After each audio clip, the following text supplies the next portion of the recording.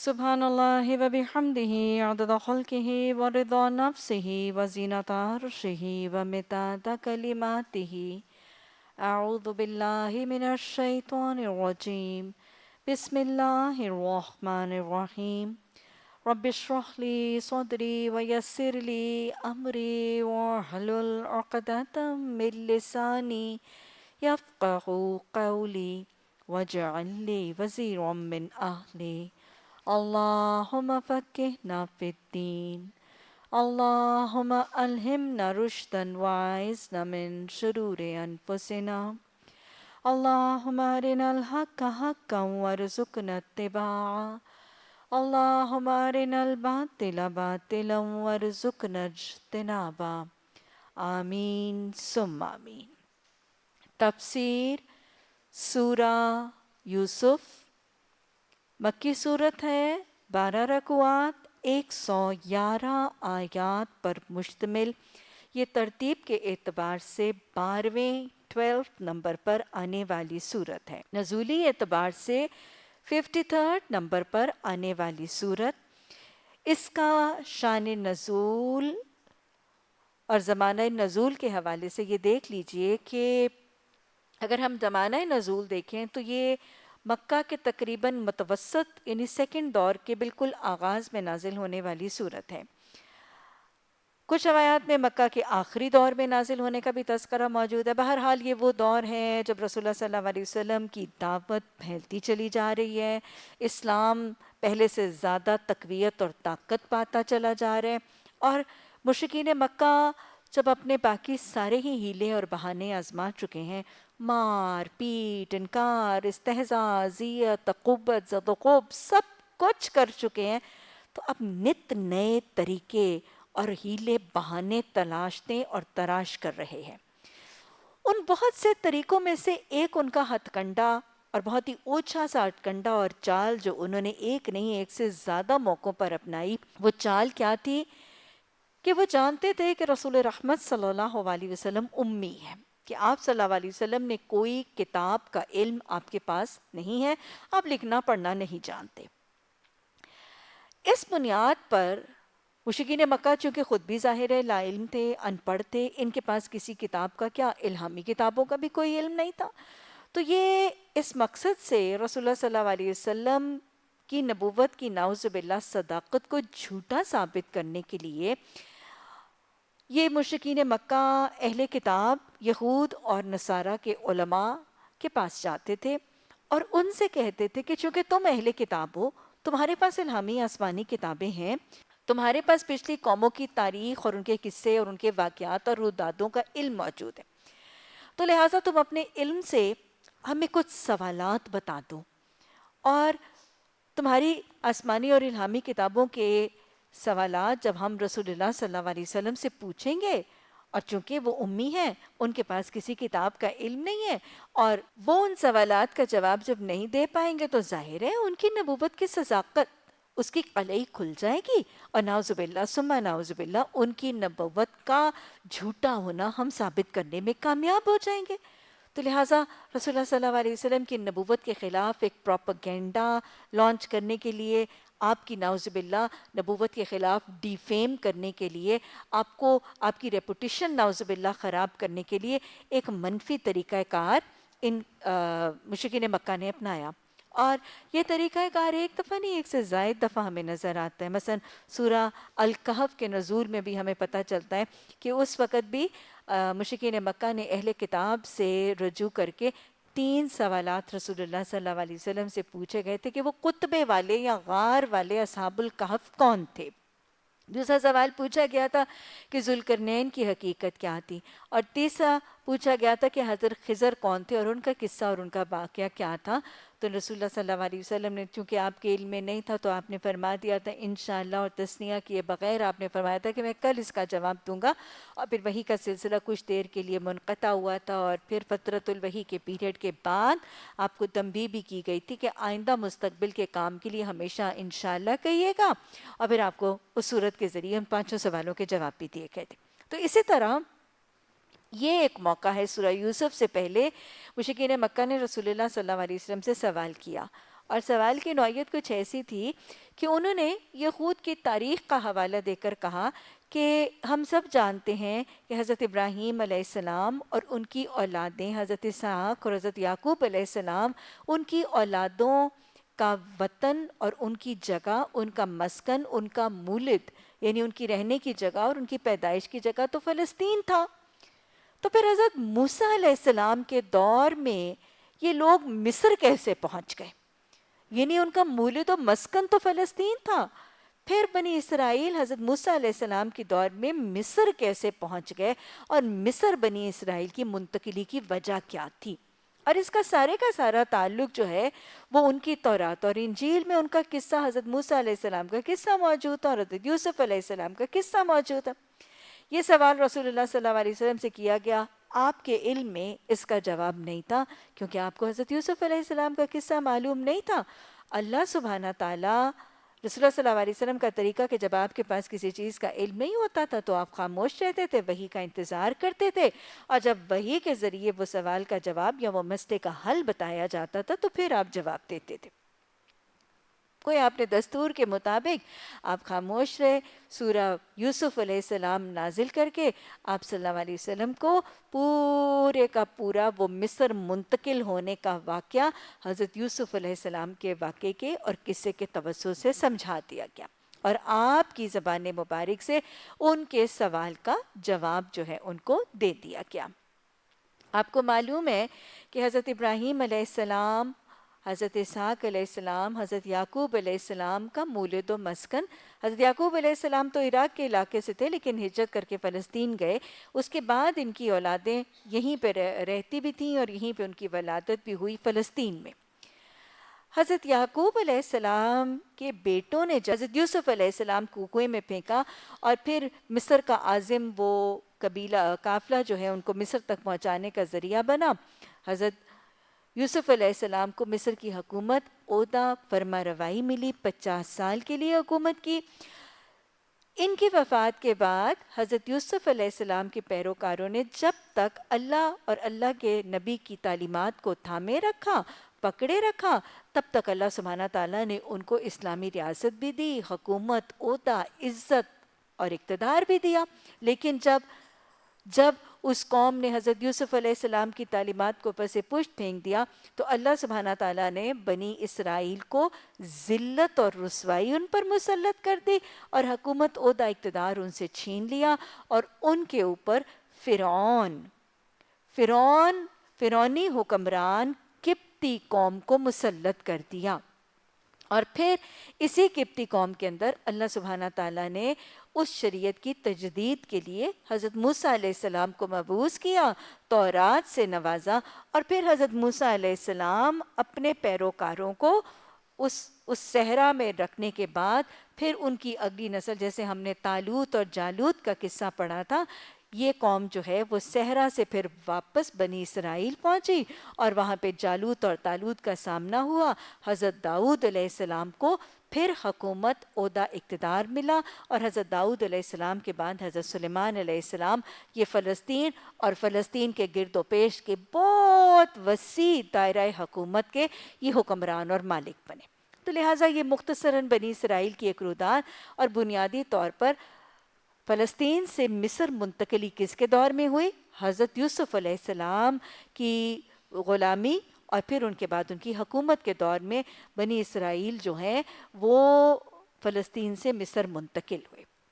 گویا سورہ یوسف علیہ السلام میں حضرت یوسف علیہ السلام کا قصہ سنا کر مشرکین مکہ کے سوال کا جواب دے دیا گیا، لیکن یہ یاد رکھیے گا جیسے سورہ کہف کا بھی مضمون تھا اور اس کا بھی مضمون ہے، اس صورت میں صرف ان کے سوال کا جواب نہیں دیا گیا تھا، وہی کہتے ہیں کہ ایک تیر سے دو شکار کرنے والا معاملہ۔ اور ویسے بھی اللہ سبحانہ تعالیٰ کے کلام کے اندر تو بہت زیادہ فصاحت ہے اور بہت جامعیت ہے، ان کے سوالوں کا جواب دینے کے ساتھ ساتھ اللہ سبحانہ تعالیٰ نے حضرت یوسف علیہ السلام کا قصہ اور روداد سنا کر محمد صلی اللہ علیہ وسلم کو اور ان کے ساتھیوں کو تسلی دی کہ مشکل سے مشکل حالات بھی آئیں تو اللہ سبحانہ تعالیٰ کی مدد اور اللہ سبحانہ تعالیٰ کی فتح، نصرت محسنین کے اور اللہ کے فرما بردار بندوں کے شامل حال، صابروں کے ساتھ اللہ کی مدد رہتی ہے۔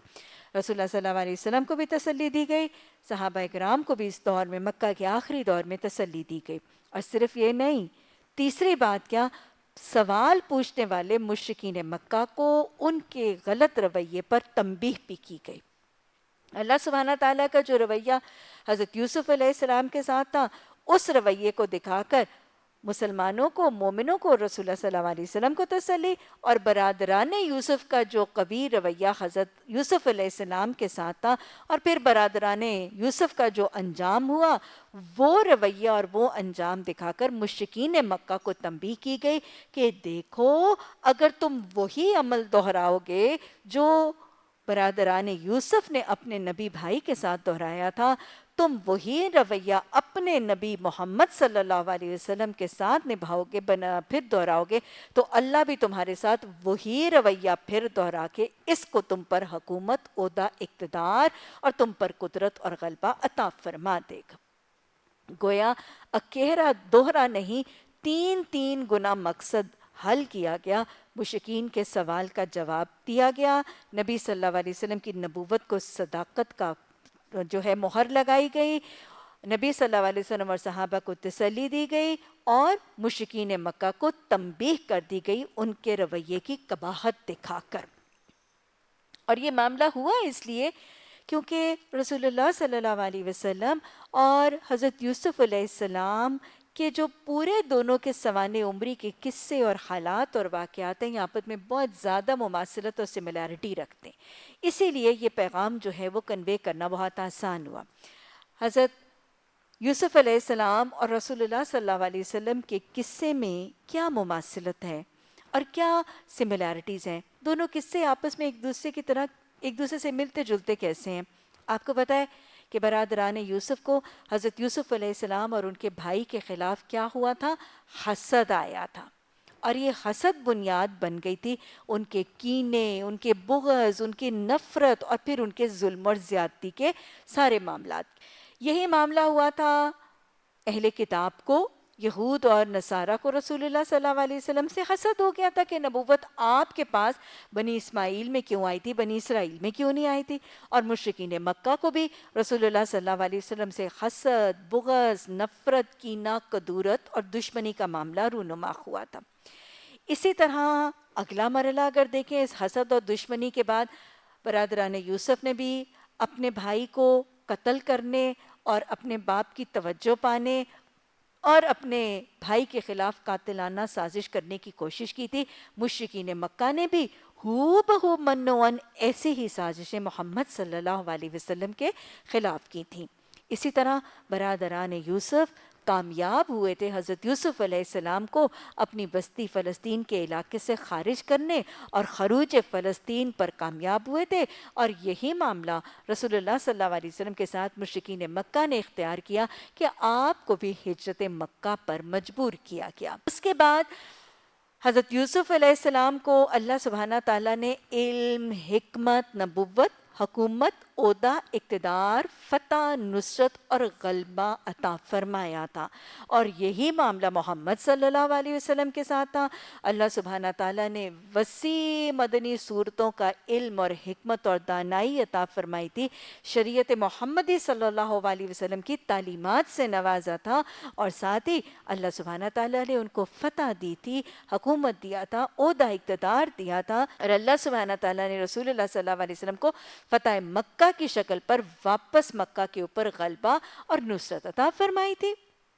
پھر اس کے بعد اگر ہم دیکھیں تو ان دونوں نبیوں کا رویہ بھی لگاتار پوری رودات میں محسنین کا سا رویہ، رسول اللہ صلی اللہ علیہ وسلم بھی محسن انسانیت پکارے گئے، اور حضرت یوسف علیہ السلام کو بھی بار بار پوری رودات میں محسن پکار کر ان کے اخلاق حسنہ کا تعارف فرمایا گیا۔ اگر ہم دیکھیں تو اس رودات کی پوری end climax peak of the story, جب دونوں کو حکومت، عہدہ، اقتدار اور غلبہ اور فتح اور نصرت ملتی ہے، تو دونوں نبیوں کا جواب بھی ملتا جلتا ہے۔ انبیاء کی سنتیں، انبیاء کی دعوتیں اور انبیاء کی تعلیمات اور نمونے بالکل یکساں ہیں، کیونکہ دین ایک ہے نا، جواب بھی ایک تھا، قصے کا آغاز بھی ایک، قصے کا اختتام بھی ایک۔ جواب کیا تھا؟ اللہ کے رسول صلی اللہ علیہ وسلم نے فتح مکہ کے موقع پر مشرکین اور قریش مکہ کو مخاطب ہو کر کیا فرمایا تھا؟ میں تمہیں وہی جواب دیتا ہوں، میں تمہیں وہی جواب دیتا ہوں جو یوسف علیہ السلام نے اپنے بھائیوں کو دیا تھا۔ کیا فرمایا تھا؟ لا تثریب علیکم اليوم اذهبوا، کہ تم چلے جاؤ، تم نکل جاؤ، تم پر آج کوئی مواخذہ نہیں، تم پر آج کوئی گرفت نہیں۔ رویہ بھی درگزر کا، معاف کرنے کا، عفو درگزر کا، حسن سلوک کا، حسن اخلاق کا، معاف کر دینے کا رویہ بھی ہے، اور جملہ بھی منون وہی ہے۔ گویا قصے کا آغاز، قصے کا انتہا، ابتدا سب ملتے جلتے ہیں، اور یہ مماثلت ہے ان دونوں قصوں میں۔ اللہ سبحانہ تعالیٰ نے گویا اسی کے ذریعے رسول اللہ صلی اللہ علیہ وسلم کو تسلی دی، ان کو ان کے رویے کی بھیانک رویہ دکھا کر برادران یوسف کا ان کا انجام بتایا اگر وہ رویہ دہرائیں گے۔ اگر ہم مختصراً دیکھ لیں کہ سورہ یوسف علیہ السلام، سورہ یوسف میں اللہ سبحانہ تعالیٰ نے پوری کی پوری یہ جو روداد اور قصہ بتایا ہے، اس کا بنیادی پیغام کیا ہے؟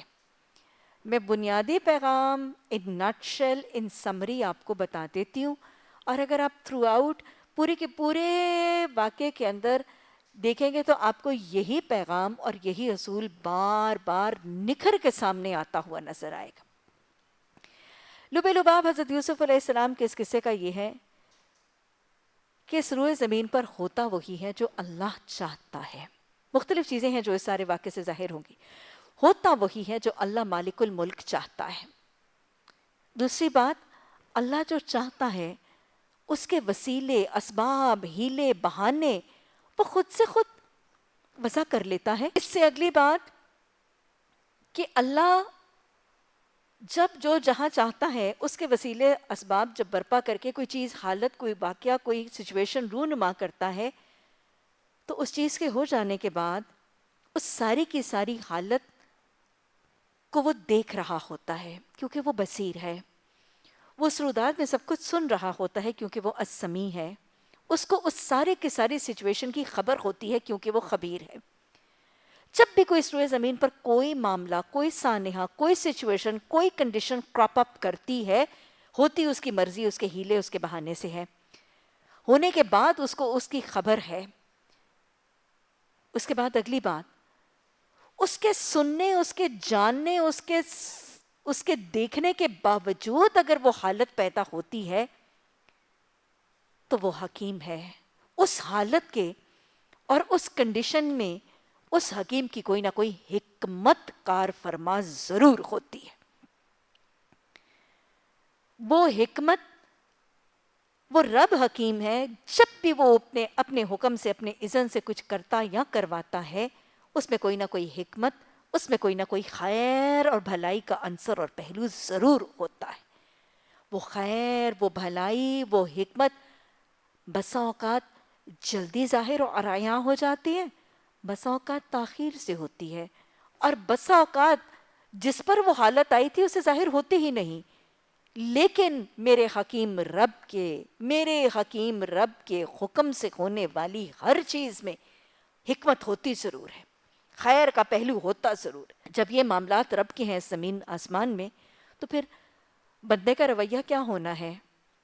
بندے کو اپنی ہر حال میں اپنی پوری محنت، کوشش، صحیح اور ایفرٹ کرنا ہے۔ اپنی محنت، کوشش، صحیح اور ایفرٹ کرنے کے بعد معاملہ رب پر چھوڑ دینا ہے۔ ہر رونما ہونے والی حالت مشکل ہے، آسان ہے، سہولت والی ہے، تکلیف دہ ہے، اس میں یہ یاد رکھنا ہے کہ وہ سن رہا ہے، وہ دیکھ رہا ہے، وہ جان رہا ہے، اس کے باوجود اگر ہے تو پھر اس میں اس حکیم کی کوئی حکمت ہے۔ ہر آنے والی تکلیف پر اپنی محنت، کوشش صحیح کرنے کے بعد اس فرد کو راضی برضا رہنا ہے، اس پر توکل کرنا ہے، اور حکیم کے فیصلوں پر صابر، شاکر، متوکل اور راضی برضا رہنا ہے۔ یہ ہے بنیادی طور پر سورہ یوسف کا پیغام۔ میں پھر دہرا رہی ہوں، ہر کام اللہ کے حکم سے ہے، ہوتا وہی ہے جو وہ چاہتا ہے، جو وہ چاہتا ہے اس کے وہ وسیلے بناتا ہے۔ جب وہ کوئی کام کرتا ہے تو اس کو وہ جانتا ہے، دیکھتا ہے، اس کی خبر میں ہے، اس کے باوجود اگر وہ حالت ہے تو اس پہ کوئی حکمت ہے. لہٰذا مجھے اپنی کوشش اور صحیح کرتے رہنا ہے، ایفرٹ اور محنت کرتے رہنا ہے، اور ہر آنے والی تکلیف، غم، پریشانی، دکھ، مشکل، کلیمٹی اور کرائسس میں جاننا ہے کہ وہ دیکھ رہا ہے، وہ سن رہا ہے، وہ جانتا ہے. دیکھنے، سننے، جاننے کے باوجود اگر وہ تکلیف جاری ہے تو وہ حکیم اس میں کوئی خیر ضرور نکالے گا. اور پھر یہ سارا معاملہ رکھنے کے بعد سورہ یوسف مجھے اور آپ کو یہ ضرور سکھا دے گی کہ مجھے ہر حال میں اس حکیم کے فیصلوں کے مطابق صابر، شاکر، ذاکر، راضی برضا قناعت والا بندہ بن کے ہر حال میں خوش، شاداں، فرحاں، متوکل بن کے زندگی گزارنی. سورہ یوسف میں حسن اخلاق کا درس بھی ملے گا. سورہ یوسف میں ایمان اور توکل کا درس بھی ملے گا. اور سورہ یوسف میں تحمل، ٹھہراؤ، جماؤ کا درس بھی ملے گا. سورہ یوسف میں درگزر اور معاف کرنے کا درس بھی ملے گا. اگر آپ رودات دیکھ لیں، مختصراً میں آپ کو حضرت یوسف علیہ السلام کی ایکچول رودات بتا دیتی ہوں، تاریخ کے حوالہ جات اور جغرافیکل حوالہ جات کے ساتھ، پھر تاکہ ہمیں وہ رودات ذرا آسان ہو جائے گی. آپ جانتے ہیں کہ حضرت ابراہیم علیہ السلام کے بیٹے حضرت اسحاق علیہ السلام، حضرت اسحاق کے بیٹے حضرت یعقوب علیہ السلام، ان کا لقب اسرائیل، جس کی وجہ سے ان کی اولاد اور نسل کو بنی اسرائیل کہا جاتا ہے. حضرت یعقوب علیہ السلام کی جائے قیام حبرون کا علاقہ تھا. حضرت یعقوب علیہ السلام کی جائے قیام حبرون کا علاقہ تھا. یہ موجودہ علاقے میں سے الخیل کی وادی کہا جاتا ہے. حبرون کا وہ جو علاقہ ہے جو ان کی جائے قیام تھی، اس کو آج کے دور میں الخیل، وادی الخیل کے نام سے جانا جاتا ہے.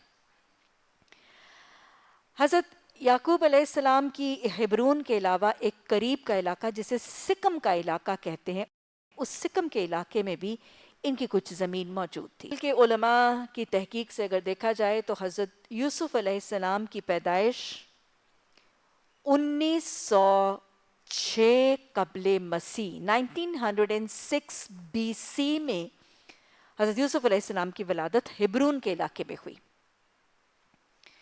اس کے بعد یہ کنویں میں جو پھینکے جانے کا واقعہ ہے، یہ 1890 قبل مسیح، دیٹ از 1890 بی سی میں یہ کنویں میں پھینکے جانے والا واقعہ رونما ہوا.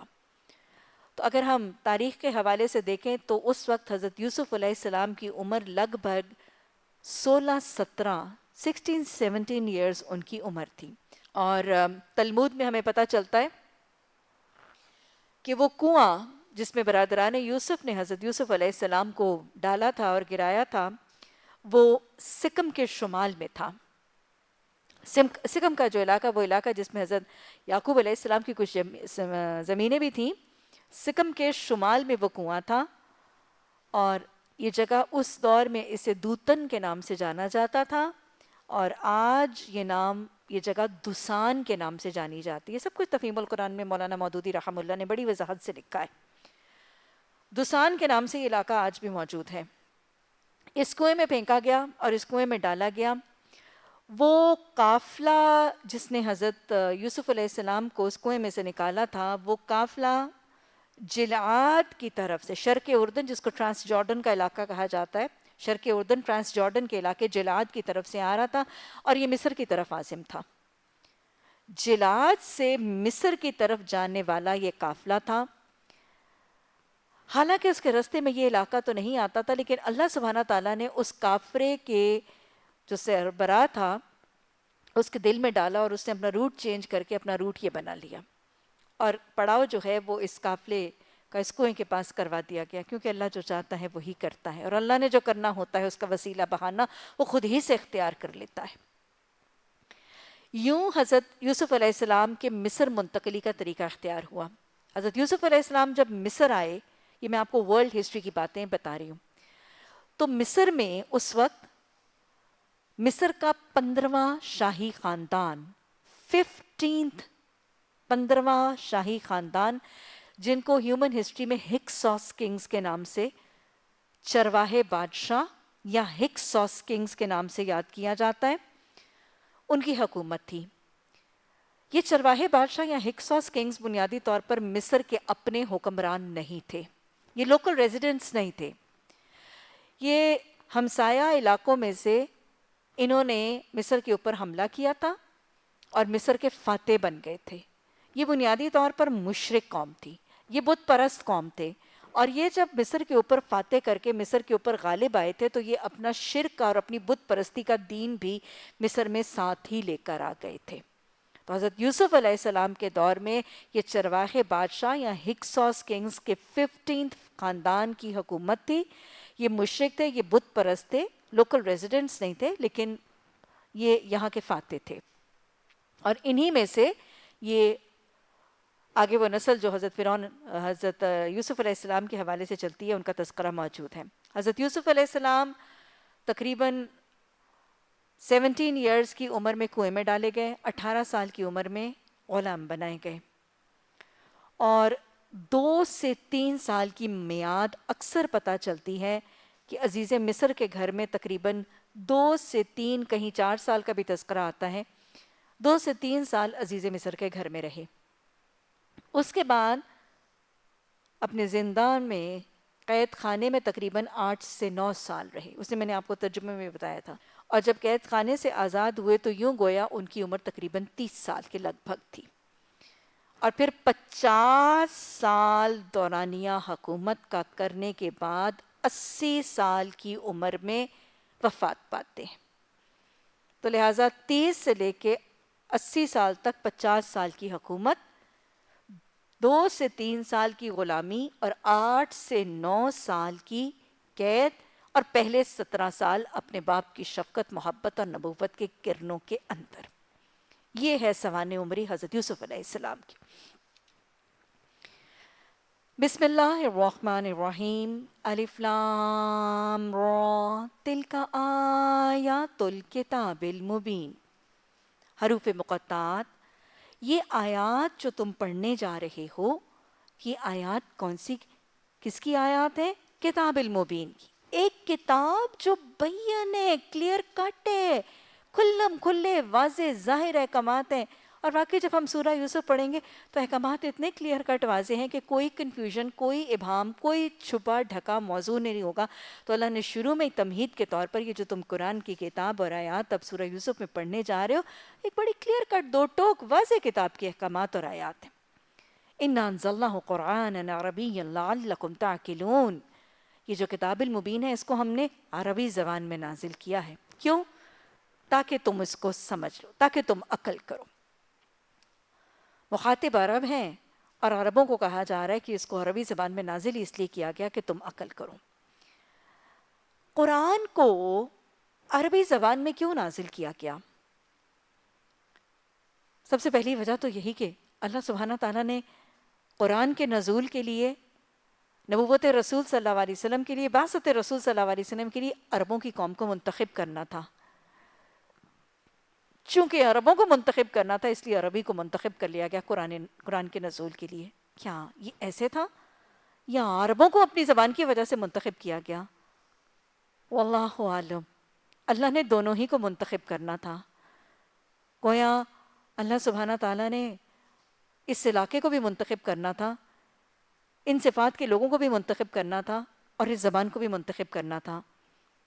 اور ہوتا کیا ہے؟ وہی نا جو اللہ چاہتا ہے۔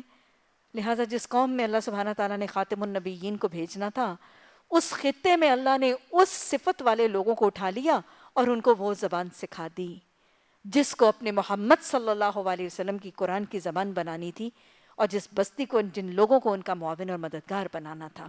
اور مکہ کی بستی کو، بستی کو اس کام کے لیے اللہ سبحانہ تعالیٰ نے استعمال کر لیا۔ اللہ سبحانہ تعالیٰ نے عربی زبان کے لیے قرآن کو کیوں منتخب کیا، یا عربوں کو عربی کیوں سکھائی جس میں قرآن نازل کرنا تھا؟ عربی کی مختلف صفات ہیں جس کی وجہ سے قرآن کے لیے منتخب کیا گیا۔ سب سے پہلی بات، عربی زبان کی ایک بہت زبردست صفت ہے کہ وہ معنی کو سمونے کا بہت زبردست اس کے اندر ایک صفت ہے، معنی کو سمو لیتی ہے اپنے اندر، معنی کو بیان کرنے کی ایک زبردست صلاحیت ہے۔ ایک چھوٹا سا حرف اتنے لمبے معنی کے ایک سمندر کو اپنے اندر سموئے ہوئے ہوتا ہے. مثلا سورہ بقرہ میں اسے میں نے آپ کو جب ترجمہ دیا تو میں نے آپ کو انڈیکیٹ کیا ہوگا. سورہ بقرہ میں ایک لفظ آتا ہے فَسَيَكْفِكَهُمُ اللَّهُ. کتنا لمبا ایک ورڈ ہے. ترجمہ کیا ہے؟ اور قرآن میں ایک جگہ نہیں، بار بار یہ ورڈز اس طرح کے آتے ہیں. بس عنقریب وہ کافی ہوگا تم کو ان سے اللہ. ایک لفظ ہے اور اتنا بڑا ترجمہ. قرآن کا ایک ایک لفظ، عربی زبان کا ایک ورڈ ایک بہت بڑے معنی کا سمندر سمو لیتا ہے. اور یہ عربی زبان کی وہ صفت ہے جس کو اللہ سبحانہ تعالیٰ نے قرآن میں استعمال کیا اور جس کی وجہ سے اللہ نے قرآن کو منتخب کیا. ایک لفظ ایک بہت لمبا ترجمہ کنوے کر دیتا ہے. یہ جامعیت بھی ہے عربی زبان کی، یہ جامعیت بھی ہے، معنی کو سمونا، اور قرآن کی عربی زبان کی جامعیت ہے جس کی وجہ سے اس کے لیے قرآن کو منتخب کیا گیا. اور شاید آپ یہ محسوس کریں گے کہ قرآن عربی زبان میں تھا تو 30 سپاروں کے اندر احکامات الہی وائنڈ اپ ہو گئے. اگر شاید کوئی اور زبان ہوتی تو قرآن کے نامعلوم کتنے سپارے ہو جاتے. یہ قرآن کی جامعیت ہی ہے کہ 30 سپاروں کے اندر اللہ سبحانہ تعالیٰ نے اپنے کلام کا خاتم النبیین صلی اللہ علیہ وسلم کو دی جانے والی شریعت کے اتنے وسیع احکامات جو ہیں وہ سموتی ہے. یہ قرآن کا اعجاز ہے، یہ عربی زبان کی جامعیت ہے. پھر دوسری بات آپ یہ دیکھیں کہ عربی زبان کے اندر معنی کو بیان کرنے کا بھی بہت خوبصورت حسن کا طریقہ ہے. بہت زبردست اور رچ وکیبلری آف ورڈز ہے. کسی دنیا کی زبان کے اندر اتنی رچ وکیبلری موجود نہیں ہے، الفاظ کا اتنا زبردست خزانہ موجود نہیں ہے جتنا عربی زبان میں. آج میں آپ کو ترجمے میں بتا رہی تھی کہ عربی کے اندر شیشے کے پیالے کو کچھ اور کہتے ہیں، لکڑی کے پیالے کو کچھ اور کہتے ہیں، مٹی کے پیالے کو کچھ اور کہتے ہیں، پتھر سے بنے ہوئے پیالے کو کچھ اور کہتے ہیں. سورہ بقرہ میں نے آپ کو بتایا تھا بارش، مختلف قسموں کی بارشوں کے نام الگ ہیں. موسلا دھار بارش، ہلکی پھلکی پھوار، سب پڑھ چکے ہیں. وابلن، فتولن، غیسن، سب پڑھ چکے ہیں ہم الفاظ. تو بارش ایک ہی ہے لیکن مختلف قسم کی نوعیت کی بارشوں کے لیے عربی میں مختلف مختلف الفاظ ہیں. پیالہ ایک ہے لیکن مختلف قسم کے پیالوں کے لیے نام فرق ہیں. تو یہ عربی زبان کی وکیبلری ہے جس کی وجہ سے مطلب بہت زیادہ آسانی سے سمجھ آ جاتا ہے. معنی کو بیان کرنا اور معنی کو سمونا، اس کی جامعیت اور اس کی فراخی، دونوں چیزیں. فراخی بھی بہت ہے، وسعت بھی بہت ہے، اور جامعیت بھی بہت ہے. عربی زبان ہی وہ زبان ہے جس کے لیے کہتے ہیں نا کہ وہ ایک سمندر کو کوزے میں بند کر دینا، یہ عربی زبانی کر سکتی ہے. اور اتنی ایکسپلیسٹلی، اتنی ڈیٹیل سے ایک ہی ورڈ بیان کر دیتا ہے، یہ بھی عربی ہی کر سکتی ہے. پھر عربی زبان ان لوگوں کی زبان تھی جو قدرت کے قریب تھے. اس زبان کے اندر ظاہری دنیا کا آرٹیفیشل اور تصنع اور بناوٹ کا رنگ نہیں آیا. آپ دیکھیں کہ ہماری اردو زبان میں، ہماری انگلش کی زبان میں، یہاں تک کہ ہماری لوکل جو ڈائلیکٹس ہیں ان کے اندر بھی ماحول کا رنگ آ جاتا ہے. ہم سائنٹیفک ورڈز اپنی زبانوں میں ایڈ کرتے ہوئے نظر آتے ہیں. انگلش میں بھی ہے، اردو میں بھی ہے، ماحول کے، لیٹسٹ دور کے، یہ سارے ورڈز آ جاتے ہیں. لیکن عربی میں یہ آمیزش نہیں ہے. ماحول کی، تصنع کی، بناوٹ کی، آرٹیفیشل چیزوں کی آمیزش عربی زبان میں نہیں ہے. صرف قدرتی نیچرل عنصر موجود ہے. اور پھر عربی زبان کا وہ ایک بہت بڑا اعجاز کہ یہ واحد زبان ہے دنیا کی جس میں فعل مضارع موجود ہے. اور اللہ کے کلام میں اللہ کے معنی اور احکامات کو سمجھانے کے لیے یہ فعل مضارع یفعلون، وہ کرتے ہیں اور وہ کریں گے. تفعلون، تم کرتے ہو اور تم کرو گے. اللہ معاف کرتا ہے اور اللہ معاف کرے گا. اللہ سزا دیتا ہے اور سزا دے گا. سمجھ آ رہی ہے؟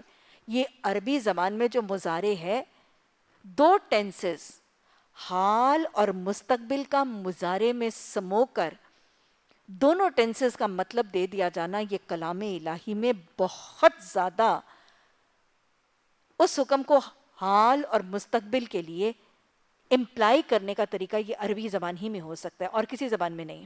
اور دوسری بات یہ کہ زبان میں ایک اپنی چاشنی ہے، اس زبان کی ایک اپنی حلاوت ہے. اس زبان کی ایک اپنی مٹھاس ہے اور اس زبان کی ایک اپنی تاثیر ہے. آج ذرا پریکٹس کیجئے گا. قرآن کی ایک آیت لے لیجئے گا. نحن نقص علیک احسن القصص.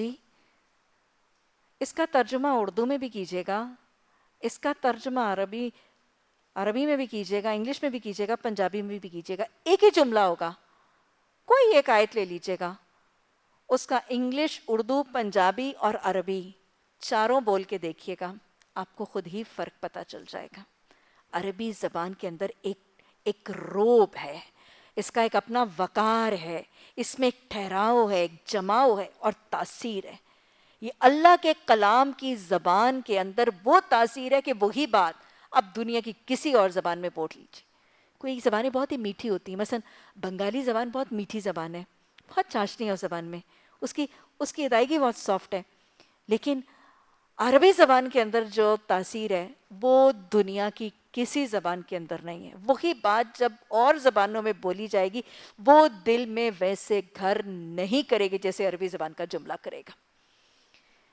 تو لہٰذا ان وجوہات, اور واللہ عالم, چننے والا رب اس سے زیادہ جانتا ہے کہ اس نے اور کن کن وجوہات کی بنیاد پر عربی کو قرآن کے لیے منتخب کیا. اب دوسرا سوال ہے کہ اللہ نے عربوں کو کیوں منتخب کیا؟ عربوں کو ایک تو اس لیے منتخب کیا کہ ان کا خطہ ام القریٰ تھا, مکہ کی بستی.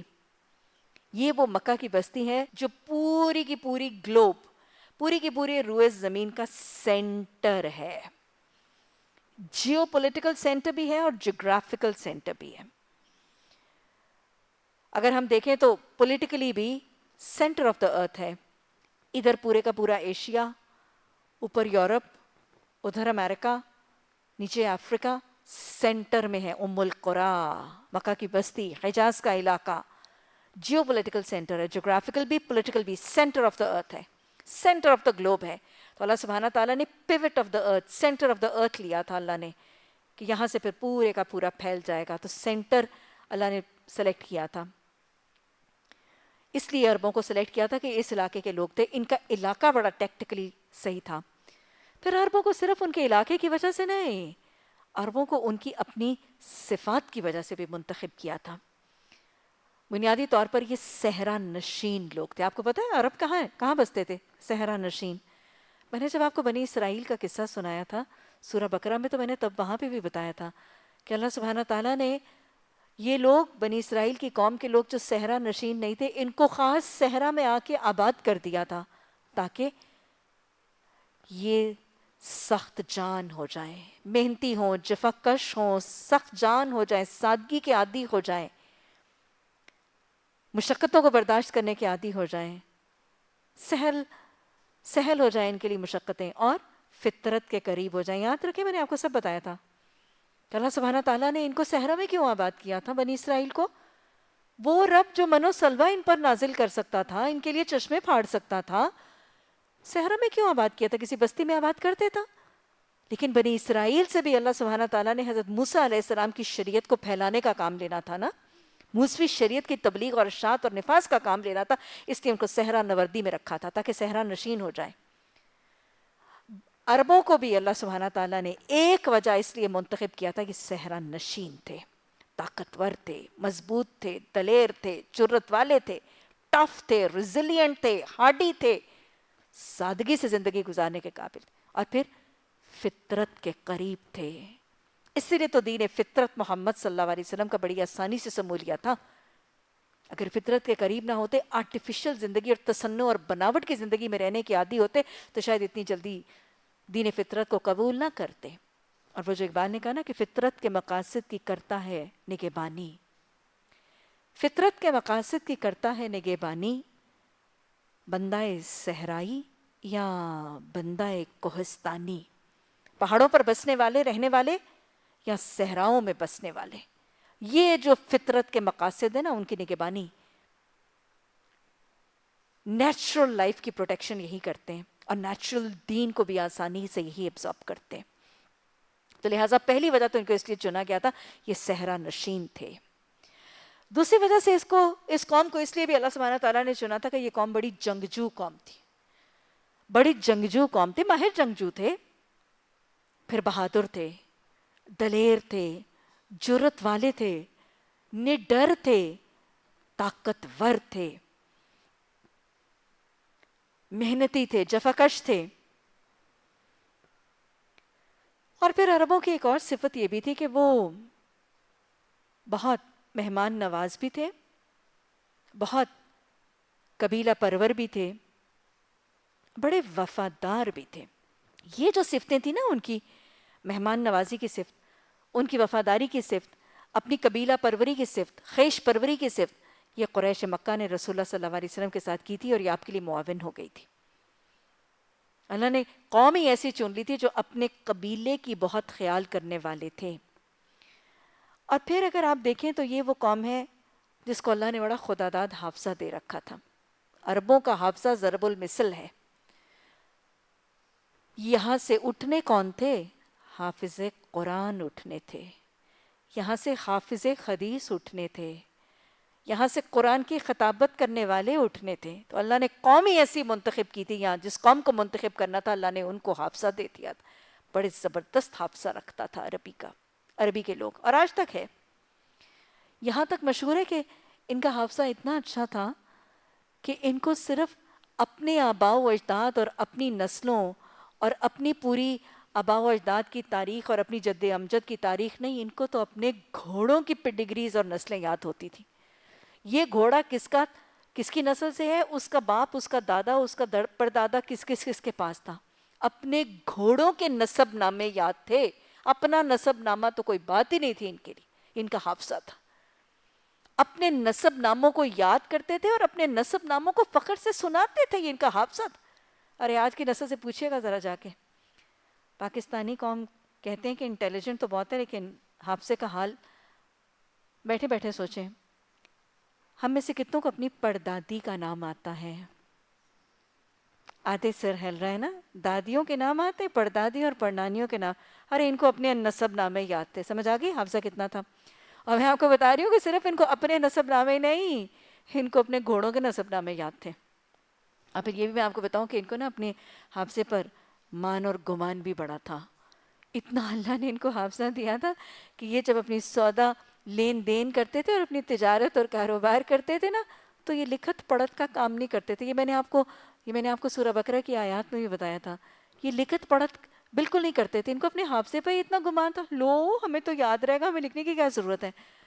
اور بلکہ اپنے کاروباری اور تجارتی معاملات میں اگر کوئی ان کو کہتا تھا لکھ لو، تو یہ کیا سمجھتے تھے؟ یہ سمجھتے تھے کہ گویا اس نے میرے حافظے کو گالی دی ہے، کہ مطلب تم میرے حافظے پہ اتنا شک کرتے ہو کہ میں لکھوں. کوئی اگر یہ تجویز دیتا تھا کہ کسی تجارتی معاملے کو لکھ لیا جائے، تو اس تاکید کا کرنے والا، کیا جانے والا سمجھتا تھا کہ یہ تو شاید اس نے مجھے کوئی گالی دی ہے کہ میرے حافظے پر شک کیا اس نے. تو یہ حافظہ تھا اس قوم کا. اللہ سبحانہ تعالیٰ نے اس حافظے کی بنیاد پر چنا، یا جن کو چننا تھا اللہ نے خود ہی ان کو حافظہ دے دیا. واللہ عالم یہ کیا معاملہ تھا. اور پھر اللہ سبحانہ تعالیٰ نے ان کو اس لیے بھی چنا تھا کہ یہ قوم فصیح البیان بہت تھی. بیان کی فصاحت، بڑی روانی، بڑی بلاغت کے ساتھ یہ بات بیان کرتے تھے. اور آپ کو پتہ ہے نا کتنے فصیح البیان تھے. شاعری تو ایسے جیسے کھڑے کھڑے شاعری کر دیتے تھے. ہر چوتھے بندے پر تو آمد ہوتی تھی شاعری کی. ان کا تو بچہ بچہ شاعر تھا. تو یہ جو زبان کی فصاحت اور بلاغت تھی نا، یہ بھی تو قرآن کی معاون بنی تھی. قرآن جیسا بلیغ بیان ان کے حافظے سے، ان بلیغوں، ان فصاحت والوں حافظوں کے ذہنوں میں قرآن اور حدیث اسی لیے اتنی آسانی سے رچ بس گئی تھی. سمو لیا تھا انہوں نے. فطرت کے قریب ہونے، اپنے حافظے اور اپنی فصاحت بیان اور اپنی شاعرانہ مزاج کی وجہ سے انہوں نے قرآن کو سمو لیا تھا. انہوں نے حدیث کو حفظ کر لیا تھا. حافظ حدیث اور حافظ قرآن نکل آئے تھے ان میں سے. تو لہٰذا اس وجہ سے ان کو اللہ سبحانہ تعالیٰ نے عربوں کو چنا، عربی کو چنا اور اس خطے کو چنا. اب یہ فیصلہ اللہ سبحانہ تعالیٰ جانتا ہے کہ اللہ نے پہلے خطے کو چنا تھا، پہلے لوگوں کو چنا تھا، یا پہلے زبان کو چنا تھا. ہو سکتا ہے اللہ نے خطے کو چنا ہو، وہاں پہ ان لوگوں کو آباد کیا ہو اور ان کو ان صفات سے متصف کر کے یہ زبان سکھا دی ہو. یا اللہ سبحانہ تعالیٰ نے زبان کو چنا ہو کچھ لوگوں کو سکھا کر یہ بستی میں یہاں آباد کر دیا ہوں، یہ میرا رب جانتا ہے. لیکن عربوں کو چنا گیا، عرب کو چنا گیا اور عربی زبان کو چنا گیا. ان حکمتوں کی بنیاد پر میرا حکیم رب اس سے اور مزید حکمتیں ضرور ہی جانتا ہے. نحن نقص علیک احسن القصص، اللہ فرما رہے ہیں کہ ہم تم پر ایک قصہ بیان کرتے ہیں حضرت یوسف علیہ السلام، کیونکہ سوال تو سوال کا جواب دیا جا رہا ہے، اور سوال کے جواب میں حضرت یوسف علیہ السلام کے قصے کو کیا کہا جا رہا ہے؟ احسن القصص، سب سے اچھا، سب سے حسین قصہ. اب سوال یہ پیدا ہوتا ہے کہ اللہ سبحانہ تعالیٰ نے سورہ یوسف میں حضرت یوسف علیہ السلام کے قصے کو احسن القصص کیوں کہا ہے؟ ایک تو یہ قصہ ہی عزت والوں کا قصہ ہے.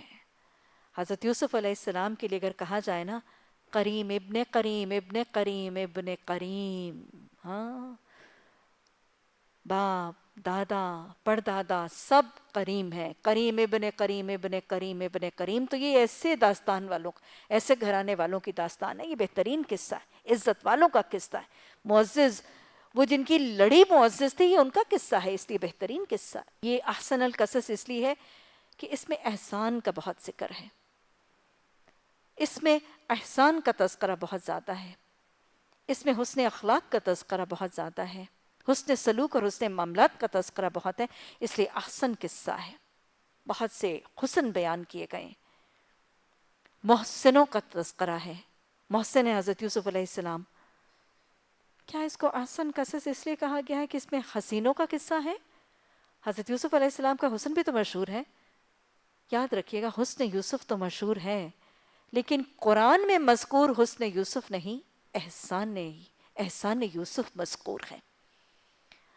مشہور تو وہ ہوتا ہے جو لوگ پسند کرتے ہیں، قرآن میں مذکور وہ ہوتا ہے جو لوگوں کا رب پسند کرتا ہے.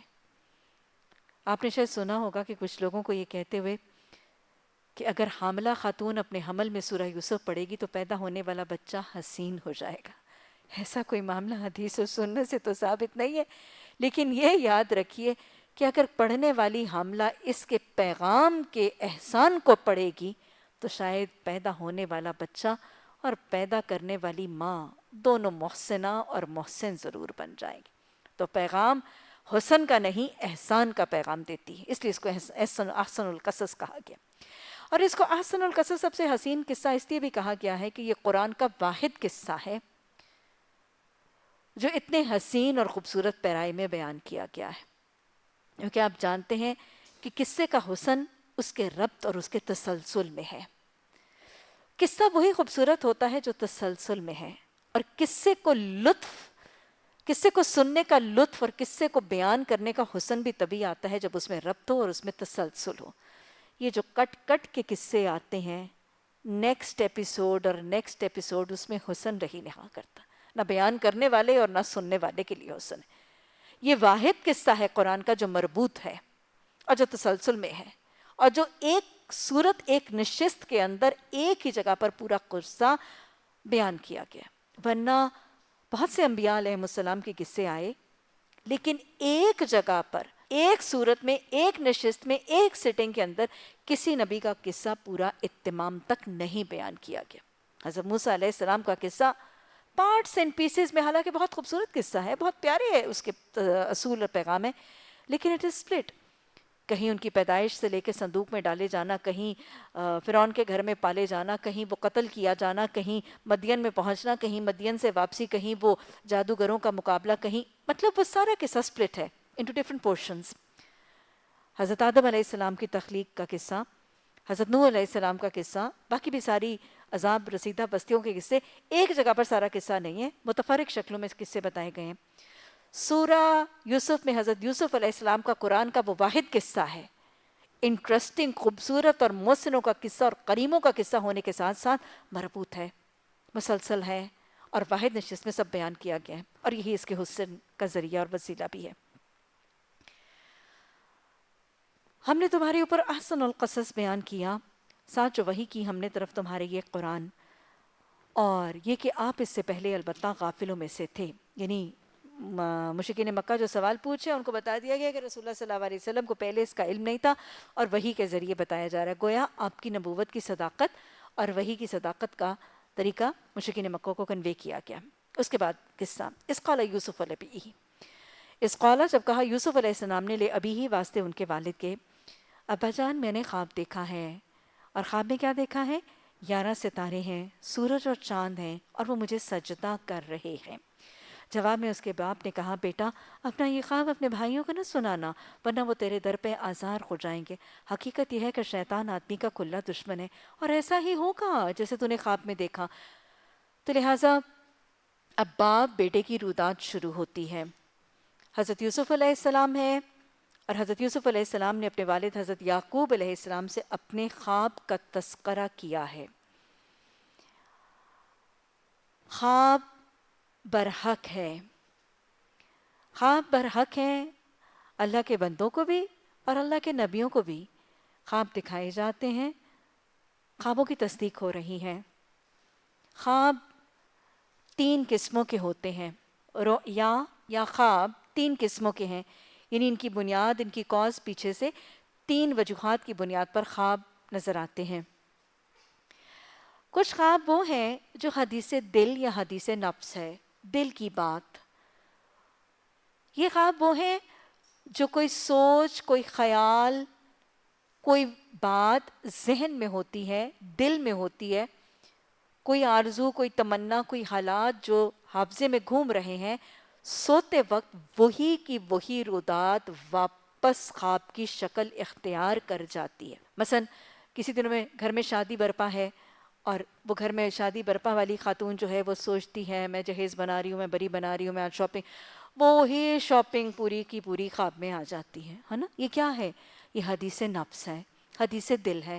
لڑائی جھگڑا کرتے کرتے سوئے اور خواب میں وہی لڑائی جھگڑا ویسے کا ویسے آ گیا. امتحانوں کے دنوں میں بس اوقات کیا خواب آتا ہے؟ میں پرچہ دے رہی ہوں. تو لہٰذا یہ حدیث نفس ہے، یہ حدیث دل ہے، یہ ایک قسم کا خواب ہے اور یہ خواب کی ایک وجہ ہے. دوسری خواب کی وجہ شیطان کا فتنہ یا وسوسہ ہے. شیطان کا فتنہ یا وسوسہ. آپ صلی اللہ علیہ وسلم کی حدیث سے شیطان کا وسوسہ ڈال کے شیطان کا کچھ ڈراؤنی چیزیں، کچھ خوفزدہ کر دینے والی، گھبرا دینے والی، پریشان کر دینے والی یا خوفزدہ کر دینے والی چیزیں خواب میں دکھانا، یہ شیطان کے فتنوں اور وسوسوں سے ہے. اور ایسی خواب کے لیے نبی صلی اللہ علیہ وسلم نے طریقہ بھی سکھایا کہ اگر شیطان تمہیں کوئی خوفناک یا ہیبتناک خواب جو ہے وہ فتنے اور وسوسے میں دکھائے اور تم پر ہیبت اور خوف طاری ہو جائے تو پھر کیا کرو؟ اپنے بائیں جانب جو ہے وہ شیطان کو دھتکار دیا کرو اور اعوذ باللہ من الشیطان الرجیم سے اللہ کی پناہ جو ہے وہ طلب کر لیا کرو. اس کے ساتھ خواب وحی کا ذریعہ بھی ہے، وحی کا ذریعہ بھی ہے خواب. اللہ کا کوئی حکم، کوئی مرضی وحی کے ذریعے خواب میں دکھائی جاتی ہے.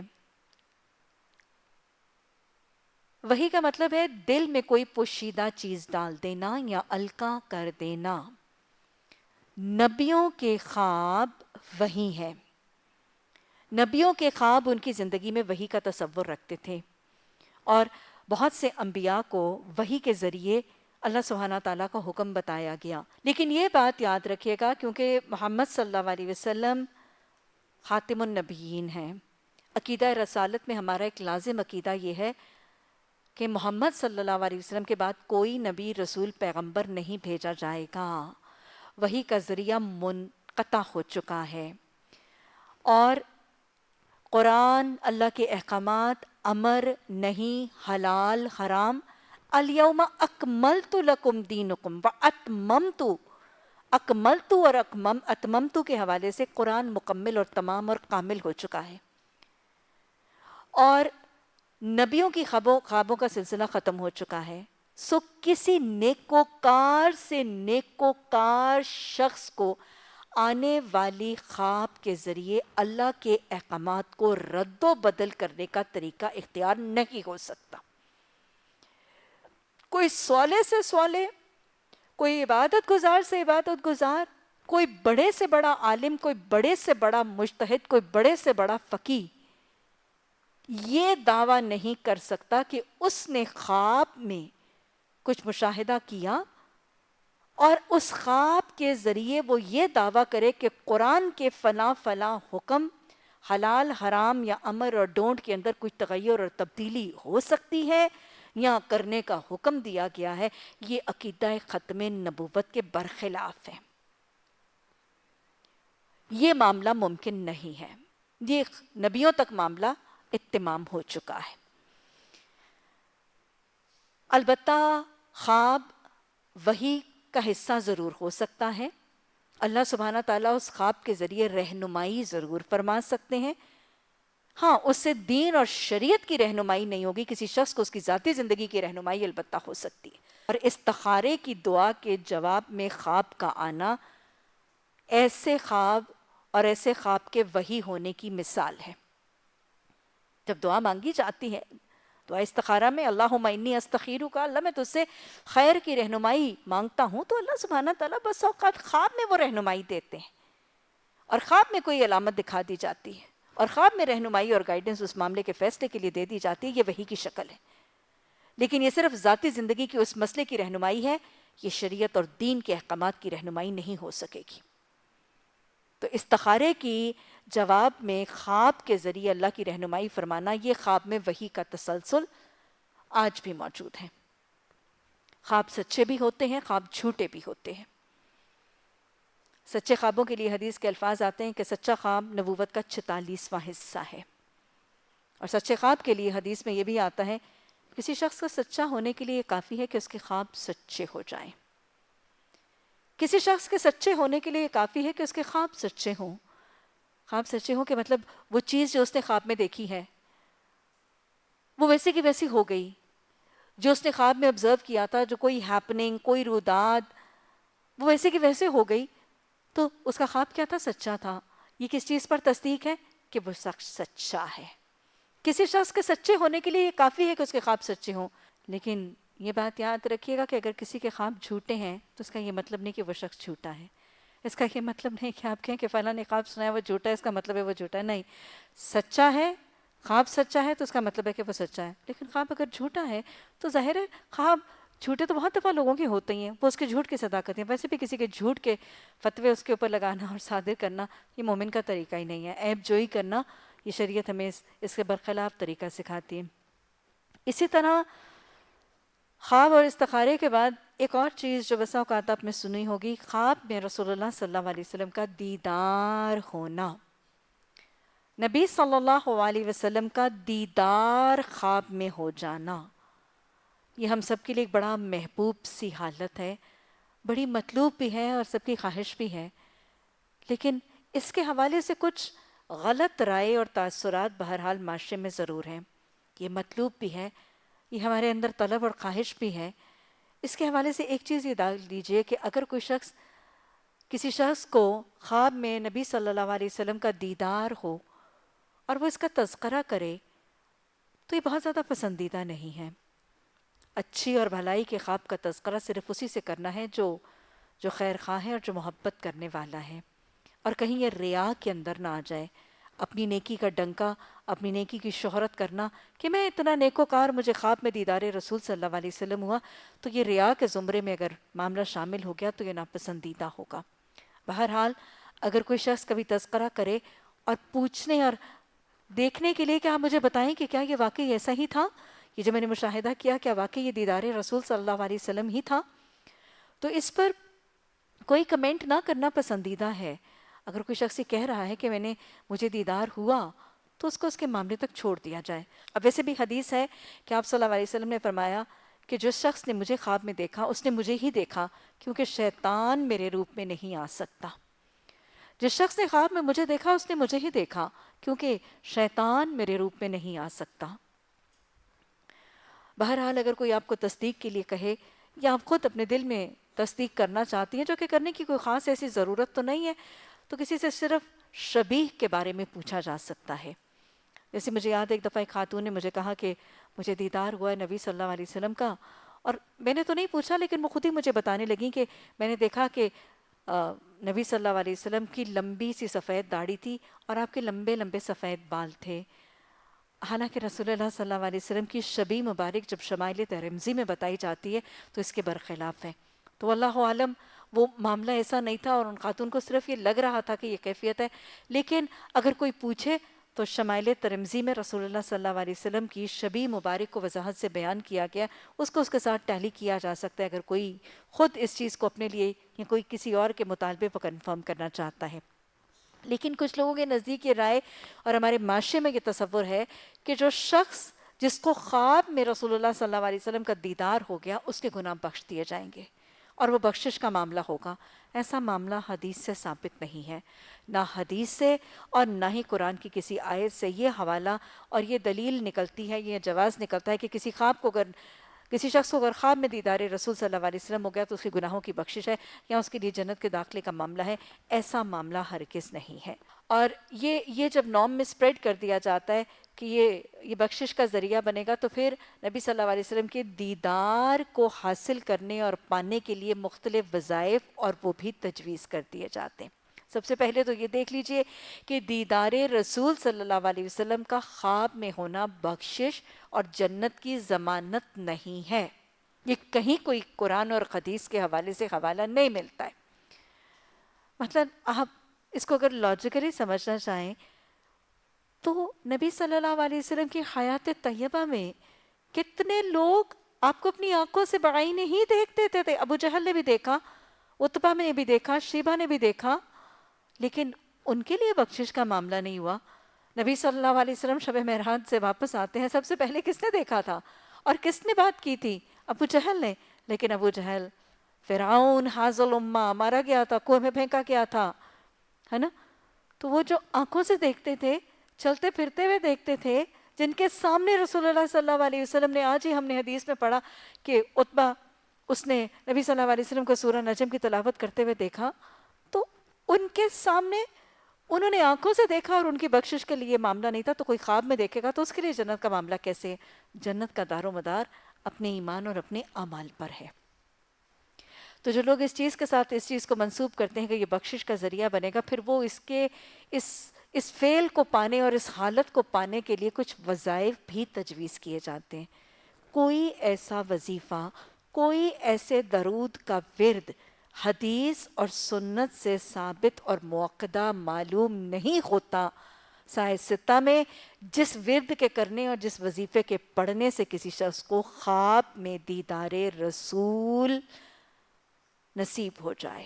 کوئی ایسا وظیفہ موجود نہیں اور کوئی ایسا درود آپ صلی اللہ علیہ وسلم نے تجویز کر کے نہیں سکھایا، پڑھایا اور بتایا. اسی طرح خواب کے حوالے سے ہم یہ بھی جانتے ہیں کہ کچھ خواب اچھے ہوتے ہیں اور کچھ خواب برے ہوتے ہیں. تو اچھے خوابوں کے ساتھ کیا کرنا ہے؟ وہی جو ہم آج کے سبق میں بھی پڑھیں گے اور جو رسول اللہ صلی اللہ علیہ وسلم کی تاکید بھی ہے.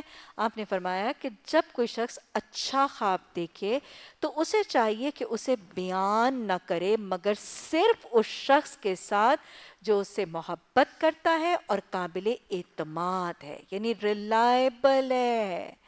ریلائبل ہے، ڈیپینڈیبل ہے. یہ قصد نہیں کرے گا، کینے بغض کر کے ظلم زیادتی کا معاملہ میرے معاملے کے حوالے سے نہیں کرے گا، اور پتہ بھی ہے کہ مجھ سے محبت کرتا ہے، میری خوشی میں خوش بھی ہوگا. اور برے خواب کے لیے آپ نے بتایا کہ جب کوئی شخص کوئی برا خواب دیکھے، یعنی کوئی خدا نخواستہ کوئی غلط کام کا ہونا، کوئی نقصان دہ ضرر رساں، کوئی چوری، کوئی ڈاکہ، کوئی قتل، کوئی ایکسیڈنٹ کی ہیپننگ خواب میں دیکھی جائے، تو پھر کیا کیا جائے؟ آپ صلی اللہ علیہ وسلم نے فرمایا کہ جب کوئی شخص کوئی برا خواب دیکھے تو اسے چاہیے کہ اس کو بیان نہ کرے، یعنی کسی سے بھی بیان نہ کرے. کیونکہ آپ نے بتایا کہ جب کوئی شخص کوئی برا خواب دیکھتا ہے اور اس کو بیان نہیں کرتا تو وہ پرندے کے پاؤں کے ساتھ معلق رہتی ہے. وہ کام، وہ ہیپننگ جو اس نے خواب میں دیکھا ہے، جب تک وہ نریٹ نہیں ہوتا، جب تک وہ بیان نہیں ہوتا، اس کی روایت کسی کو سنائی نہیں جاتی، تب تک وہ ہوتا نہیں ہے. وہ پرندے کے پاؤں کے ساتھ معلق رہتا ہے، لٹکا رہتا ہے، ابھی ہیپن نہیں ہوتا، ابھی رونما نہیں ہوتا، لیکن جب اس کو بیان کر دیتا ہے تو وہ ایسے ہی ہو جاتا ہے، تو وہ ویسے ہی ہو جاتا ہے. تو لہٰذا اگر کوئی برا خواب دیکھیں اور اس خواب کے ہونے کا اتنا خوف ہے کہ ہائے میں نے خواب میں آج یہ ہوتے ہوئے دیکھا، تو دیکھ کے اتنا خوف ہے تو اس کے ایکچوئل ہیپننگ کا کتنا خوف ہوگا. تو لہٰذا اگر ہیپننگ سے بچنا چاہتے ہیں تو اس کو نریٹ نہ کیا جائے. اب ایسے میں آپ کو بتاؤں کہ ہمیشہ ہی برا خواب لوگ نریٹ ضرور کر دیتے ہیں، حالانکہ حدیث میں اس کی منائی ہے. اور میں آپ کو بتاؤں کہ اس میں حکمت بھی بہت ہے. آپ بس اوقات ایک شخص نے ایک برا خواب دیکھا اور ایک بہت ہی بری سی سچویشن ہوتے ہوئے دیکھی، اگر اس کو بیان نہیں کیا جائے گا تو کیا ہوگا؟ تھوڑی دیر اس کا احساس اور اس کی میموری جو ہے وہ حفظ میں رہے گی، لیکن تھوڑی دیر کے بعد نہ بیان کرنے کی وجہ سے وہ حافظے سے محو ہو جاتی ہے. ایسے ہی ہوتا ہے نا. بس ایک دو دن کے لیے ہیبت ناک سے ہیبت ناک خوف ہے، اس کا تاثر ہمارے ذہن پہ، ہمارے حواس پہ کتنی دیر رہتا ہے؟ میکسیمم ایک دن کا حصہ، یا چلے پورا دن بھی. اس کا خوف، اس کی ہیبت اور اس کا وہ سٹریس جو ہے وہ خواب پہ اپنے حواس پہ طاری رہتا ہے. لیکن اگر اس کو بیان نہ کیا جائے تو اگلے دن وہ بات بھول جاتی ہے. ایسے ہی ہوتا ہے نا، حواس پہ نہیں رہتا. لیکن اگر اس کو بیان کر دیا جائے تو کیا ہوتا ہے؟ وہ بیان کرنے کی وجہ سے اور پکا ہو جاتا ہے اور ذہن نشین ہو جاتا ہے، اور بیان کرنے کی وجہ سے ہم اس کو پھر پورا ری لیو کرتے ہیں، اس پوری کی پوری روداد میں سے پھر گو تھرو کرتے ہیں، اور وہ بالکل حافظے میں پختہ ہو کے جم جاتا ہے. اس کا سٹریس، اس کی انگزائٹی، اس کی وہ ساری کی ساری چیزیں ہمارے حواس پہ اور گڑ رچ بس جاتی ہیں، اور پھر امکان ہی کی وجہ سے بس اوقات ہمارے رسپانسز اور ری ایکشن اور بیہیویئر چینج ہو جاتا ہے. تو لہٰذا اس کو بیان نہ کرنا، اللہ کے رسول صلی اللہ علیہ وسلم نے برے خواب کو نہ بیان کرنے کی تاکید کی. اسی طرح یہ بھی یاد رکھیے گا کہ خوابوں کی تعبیر بھی باقاعدہ ایک علم ہے. علم الرؤیا، خوابوں کی تعبیر ایک باقاعدہ علم ہے، اور باقاعدہ حدیث میں موجود ہے اور سنت سے ثابت بھی ہے. خوابوں کی تعبیر ایک باقاعدہ علم ہے جو اس علیم رب کے حکم سے کچھ لوگوں کو نوازا جاتا ہے. اللہ نے کس کو دیا؟ حضرت یعقوب علیہ السلام کو، حضرت یوسف علیہ السلام کو، اور محمد صلی اللہ علیہ وسلم کے پاس علم الرؤیا کا خزانہ علیم رب کے اذن سے تھا. حضرت یوسف، حضرت یعقوب علیہ السلام اور محمد صلی اللہ علیہ وسلم خوابوں کی تعبیر کا علم بتاتے تھے.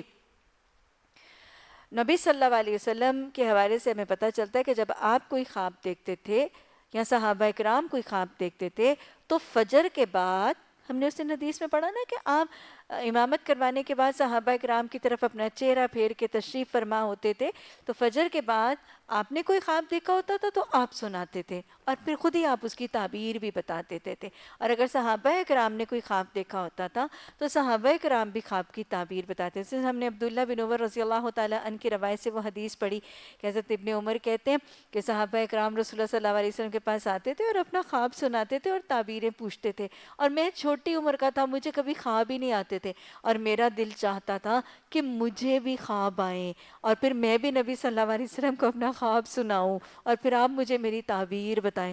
اور پھر حضرت عبداللہ بن عمر کو کون سا خواب آیا تھا؟ حضرت عبداللہ بن عمر کو خواب آیا کہ دو لوگ آئے ہیں اور انہوں نے مجھے پکڑا ہے اور انہوں نے مجھے کس میں پھینک دیا؟ جہنم نما ایک چیز جس میں چرخیاں بنی ہوئی ہیں اس میں ڈال دیا ہے. اور پھر کہتے ہیں کہ میں نے یہ خواب اپنی بہن کو بتایا، حضرت حفصہ کو بتایا، حضرت حفصہ نے وہ خواب رسول اللہ صلی اللہ علیہ وسلم کو بتایا، اور حضرت محمد صلی اللہ علیہ وسلم نے خواب کی تعبیر کیا بتائی تھی حضرت حفصہ کو کہ ابن عمر کو کیا کو کہ ابن عمر بہت اچھا انسان ہے، کاش وہ کیا کیا کرے، وہ رات کی نماز پڑھا کرے. اور کہتے ہیں کہ رسول اللہ صلی اللہ علیہ وسلم نے میرے خواب کو سننے کے بعد جب یہ تعبیر بتائی تھی تو اس دن کے بعد میں نے تہجد کی نماز کبھی نہیں چھوڑی تھی، ہے نا. تو لہٰذا یہ خوابوں کی تعبیر صحابہ کرام حدیث بتایا کرتے تھے، اپنی خواب سناتے تھے اور آپ اس کی تعبیر بتاتے تھے. اور باقاعدہ حدیث کی کتب میں علم الرؤیا کے لیے وہ خوابوں کی تعبیریں جو رسول اللہ صلی اللہ علیہ وسلم نے بتائی ہیں وہ حدیث میں موجود ہیں. تو جو لوگ کتابوں کی تعبیر کا علم حاصل کرتے ہیں یا خواہش مند ہوتے ہیں وہ اسی حدیث کے ذخیرے اور خزانے سے رجوع کرتے ہیں. یاد رکھیے گا جس کے پاس یہ علم ہے تعبیر صرف وہی شخص بتائے گا.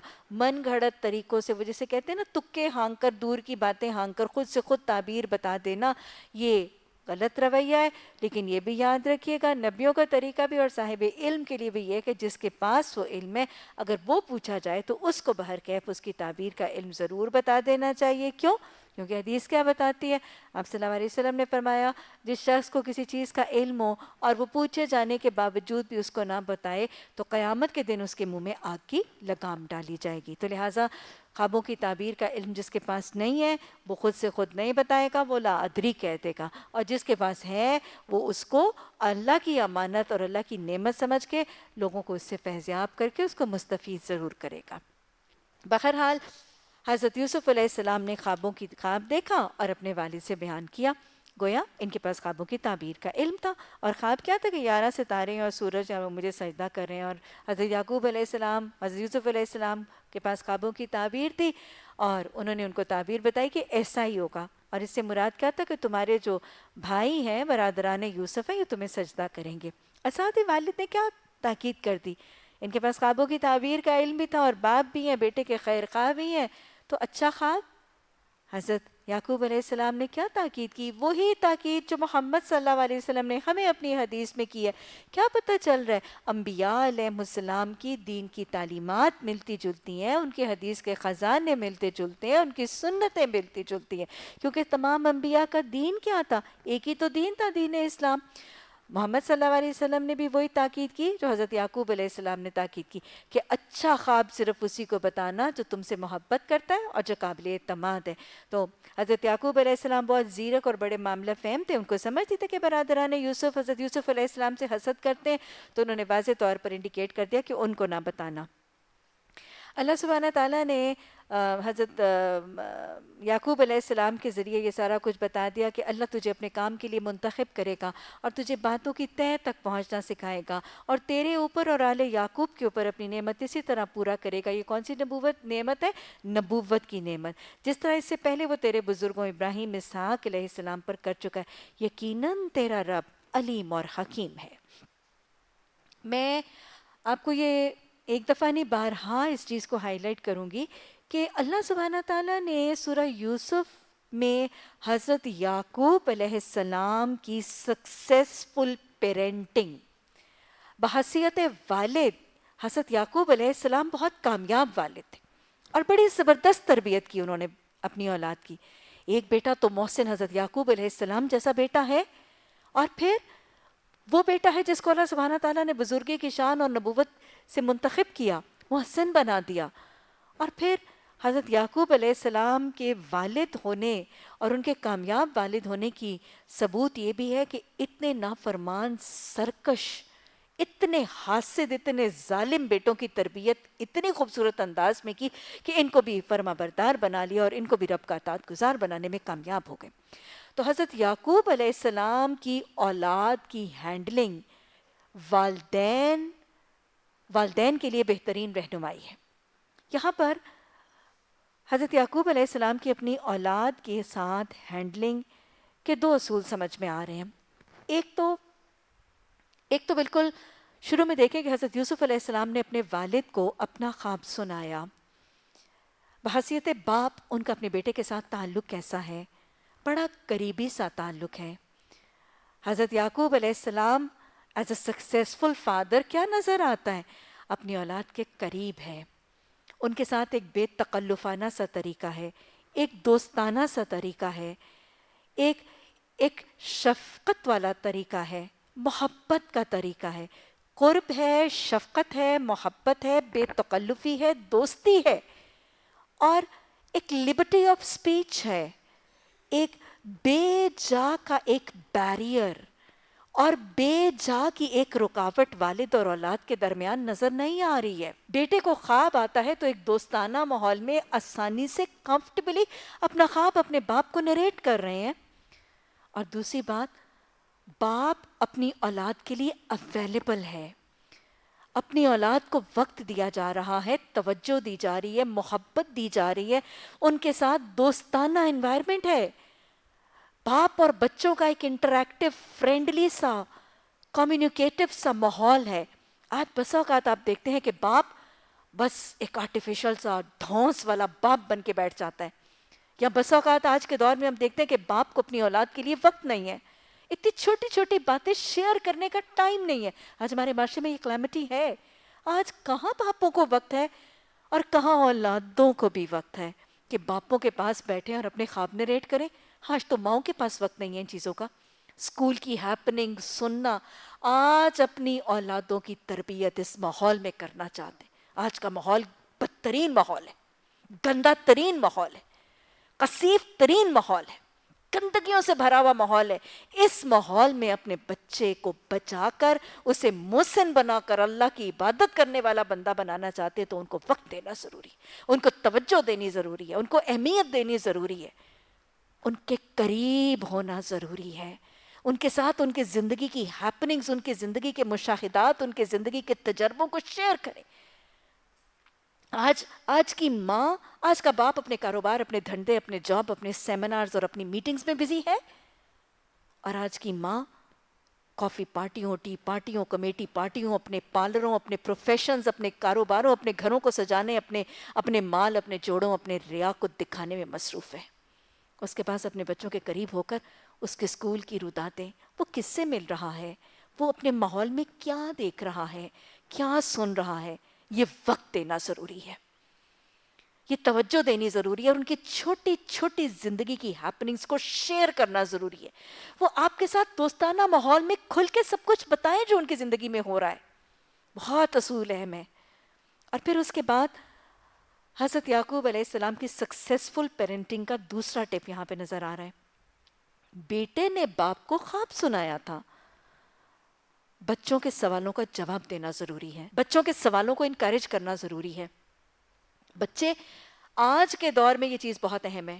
آج کا بچہ اگر اس کے سوالوں کا جواب نہیں دیں گے والدین، تو وہ اپنے سوالوں کا جواب پھر جہاں جہاں سے لے گا وہ شاید میں اور آپ سوچ نہیں سکتے۔ وہ انٹرنیٹ کو، وہ میڈیا کو، وہ فیس بک کو اتنے غلیظ طریقوں کو استعمال کرے گا کہ پھر اس کے ذہن کا شیرازہ بکھیرنے کے لیے وہ کافی۔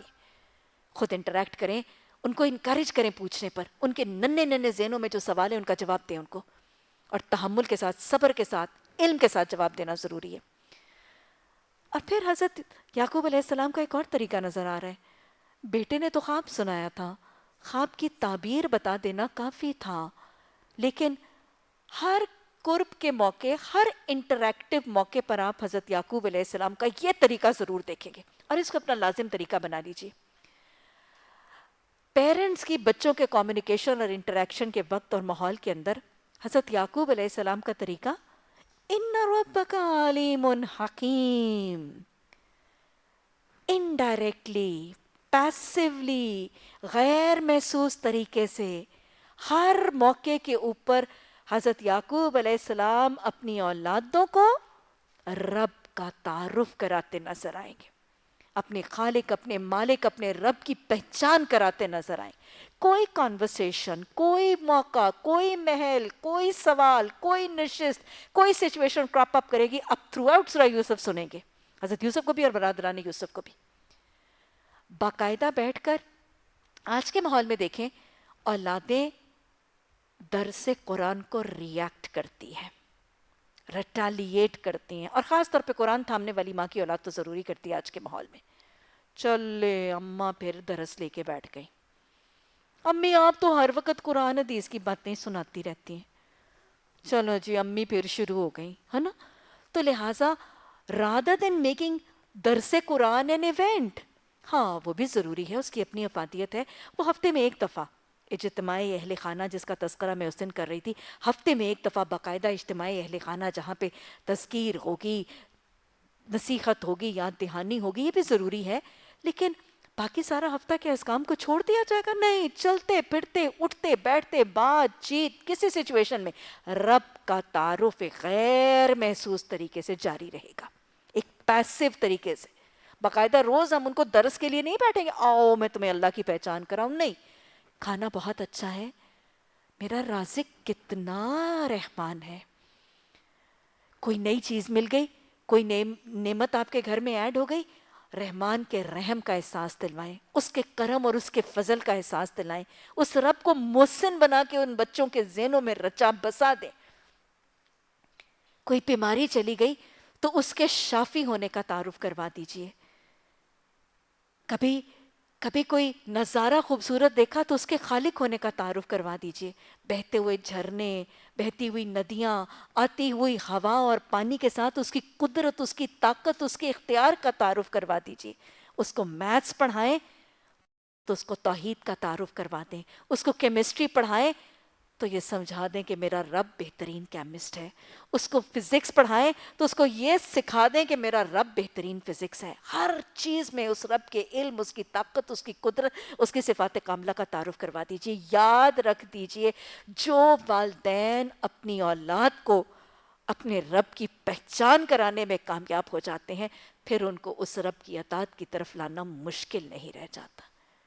آج ہم اپنے دور میں دیکھتے ہیں کہ اگر رب کی فرما برداری کی طرف اولادیں نہیں آتی تو ہم اپنے آپ سے تو پوچھیں، کیا ہم نے اس اولاد کو اس کے رب کی پہچان کروائی بھی تھی؟ یا ہم نے 12 سال یا اس کو 7 سال کی عمر میں ڈنڈا مار کے کہا اللہ دوزخ میں پھینک دے گا اگر نماز نہیں پڑھو گے؟ کیا رب کا تعارف صرف یہی ہے؟ آج ہمارے بچے، مجھے یاد ہے کہ میں ایک دن ایک جگہ راستے میں جا رہی تھی تو ایک بچہ کسی خاتون کا ساتھ تھا اور مسجد میں اذان کی آواز پکاری گئی تو بچے نے گنبد کی طرف ہاتھ اٹھا کے کہا امی کیا وہ اللہ میاں ہے؟ مطلب وہ بچہ بات کر رہا تھا، 4-5 سال کا بچہ تھا، and I felt at such a loss کہ اس بچے کو اس رب کا تعارف ہی نہیں کروایا گیا تھا۔ تو آج اگر ہم کہتے ہیں کہ وہ بچہ اللہ کے آگے جھکتا نہیں ہے، اللہ کی نعمتوں کا شکر کرتا نہیں ہے، اللہ کے احکامات کو مانتا نہیں ہے، اللہ کو پہچانتا نہیں ہے، تو اس میں بنیادی قصور والدین کا ہے جنہوں نے اس اولاد سے اس رب کا تعارف ہی نہیں کروایا۔ یاد رکھیے گا، اولاد کو دیندار بنانے کے لیے یہ بہت افیکٹو نسخہ ہے۔ گاہے بگاہے آگے پیچھے نان فیلٹ غیر محسوس طریقے سے اولاد سے رب کا تعارف کرواتے رہنا۔ اور یاد رکھیے گا، حضرت یعقوب علیہ السلام کا اپنے بیٹے کو رب کی یہ 2 صفات کاملہ کا تعارف کروا دینا حضرت یوسف علیہ السلام کی زندگی کا اساس بن گیا تھا، ان کی زندگی کا خزانہ بن گیا تھا۔ ان کی ساری زندگی کی روداد میں باپ کی یہ تعلیم کا نقش آپ کو نظر آئے گا۔ باپ نے سکھا دیا تھا یوسف دیکھ لے تیرا رب علیم ہے، حکیم ہے۔ زندگی کا ہر مشکل موڑ، زندگی کی ہر مشکل میں آپ کو حضرت یوسف علیہ السلام کے اندر وہ جو بے پایاں صبر نظر آئے گا۔ اس کے پیچھے تعلیم کیا تھی؟ باپ نے یہ جو گھٹی میں ڈال دی تھی تعلیم، کوئی درس کی محفل نہیں قائم کی تھی، کوئی باقاعدہ نشست نہیں برپا کی تھی، رب نے بس غیر محسوس طریقے سے باپ نے رب کی پہچان کروا دی۔ اللہ ہمیں اس حکمت سے، اس محبت سے، اس مستعدی سے، اس ہمتن گوش ہو کے لگاتار رب کا تعارف اپنی اولادوں کو کروانے کی توفیق عطا فرمائے۔ اور پہلے سب سے اللہ ہمیں اپنی پہچان اور محبت عطا فرما دے۔ اللہ اپنی اتنی زبردست پہچان دے اور اللہ اپنا اتنا شدید محبت دے کہ ہم ہر موقع پر تیرا ذکر اور تیرا تعارف کروانے والی خوش نصیب مائیں بن جائیں۔ حقیقت یہ ہے کہ یوسف علیہ السلام اور اس کے بھائیوں کے قصے میں ان پوچھنے والوں کے لیے بہت بڑی نشانی ہے۔ یہ قصہ یوں شروع ہوتا ہے کہ اس کے بھائیوں نے آپس میں کہا یہ یوسف اور اس کا بھائی دونوں ہمارے والد کو ہم سے زیادہ محبوب ہے۔ برادران یوسف کے دل میں کون سا جذبہ آیا ہے؟ ہم سے زیادہ احب الی ابینا۔ کون سا جذبہ ہے؟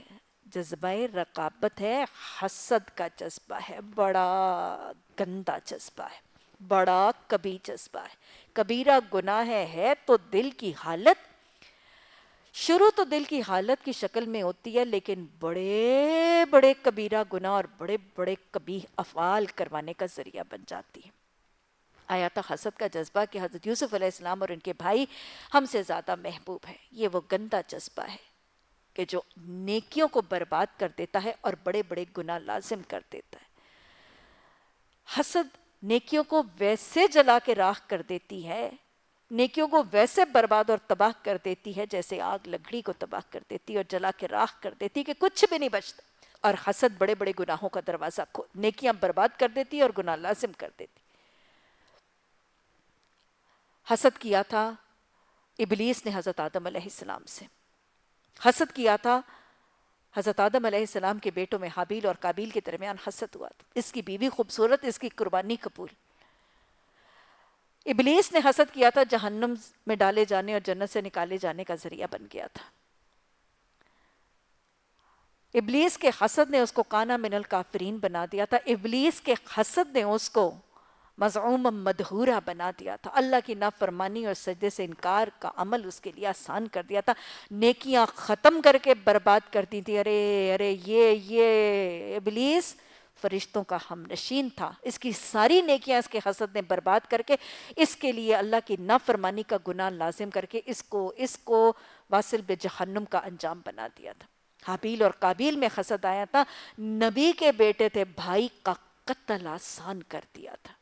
یہ بھی نبی کے بیٹے ہیں، نبی کے پوتے ہیں، نبی کے پڑ پوتے ہیں، ارے کریموں کی لڑی ہے، کریموں کی لڑی کے اندر مجتبی خاندان کے اندر جب حسد آ گیا تھا برادران یوسف میں، تو ساری نیکیوں کے دروازے بند ہو کے بھائی کے قتل جتنا بڑا کبیرہ گناہ آسان ہو گیا تھا۔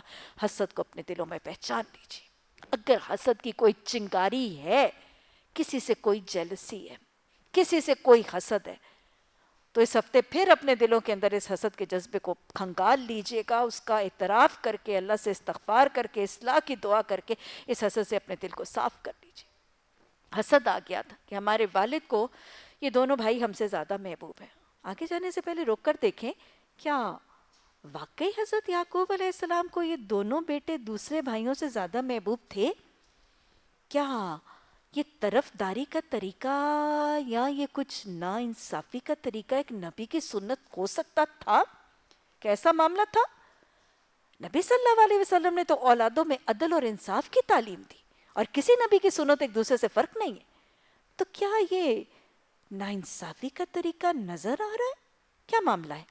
اصل میں یہ معاملہ ایسے نہیں تھا، یہ تو صرف ایک قلبی رجحان تھا، یہ تو صرف ایک قلبی رجحان تھا، ورنہ ظاہرتاً اولادوں کی توجہ میں، محبت میں، وقت میں، ان کے مال کے نفقے اخراجات میں کسی قسم کی ناانصافی کا طریقہ شریعت پسند نہیں کر۔ یہ تو بالکل وہ ایک فطری سا میلان اور رجحان ہے۔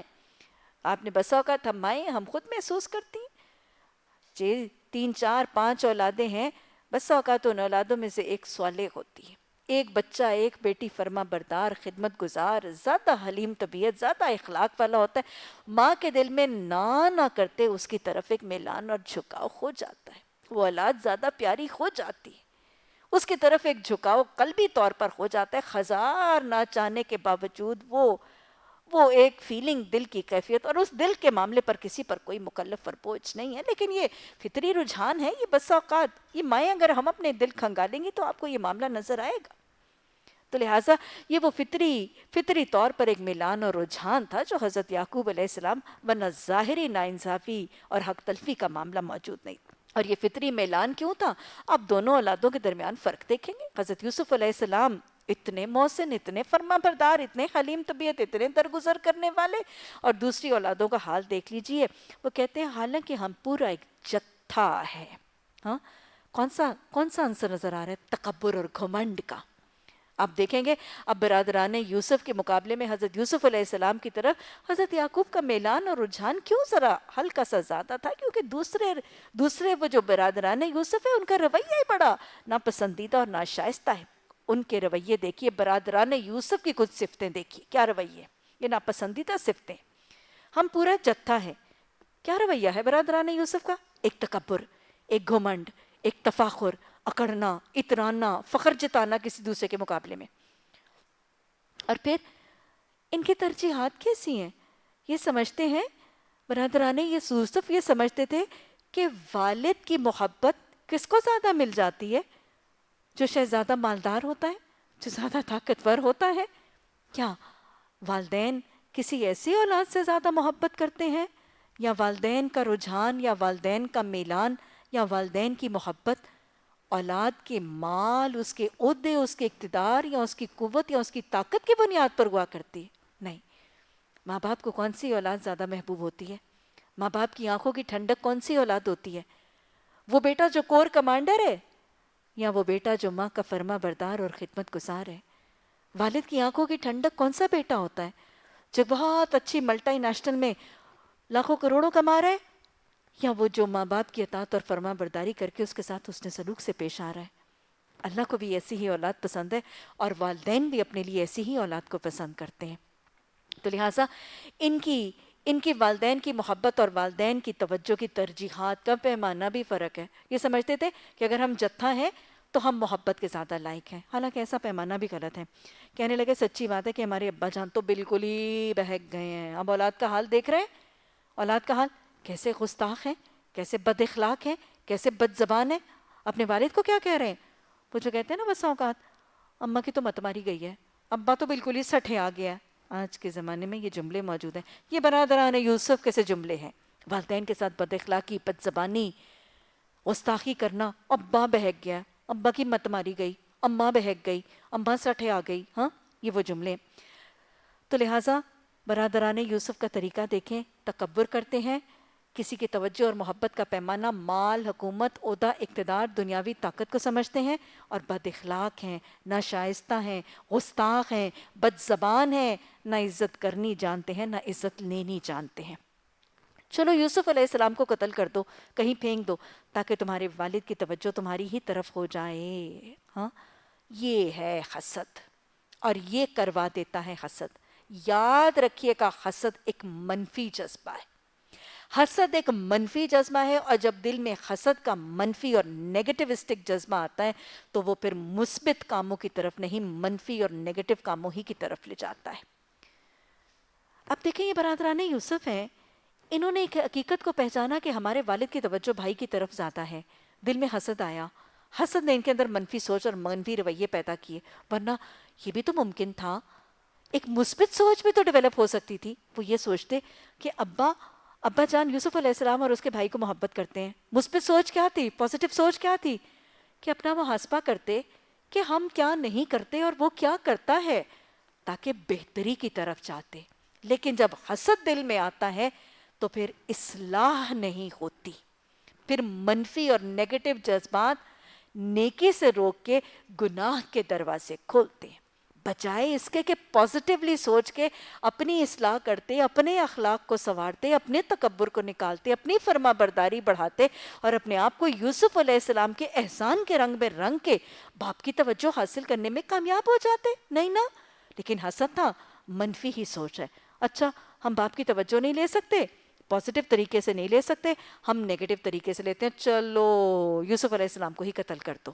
یہ ہے حسد, سارے کے سارے کام منفی کرائے گا, بڑے بڑے گناہ آسان کروائے گا. یہ وہی طریقہ ہے کہ جب کسی سے حسد ہوتا ہے, اس کے لیول پر پہنچ نہیں سکتا, کسی کی لیگ پولنگ کر کے, کسی کا مذاق اڑا کر, کسی پر جادو ٹونے کہانتیں منتر کروا کے, اس سے اس کی نعمتیں چھین کر, اس کو محروم کر کے خود اپنی جھولی میں وہ نعمتیں سمیٹنے کا طریقہ, یہ ہے حاسدوں کا طریقہ.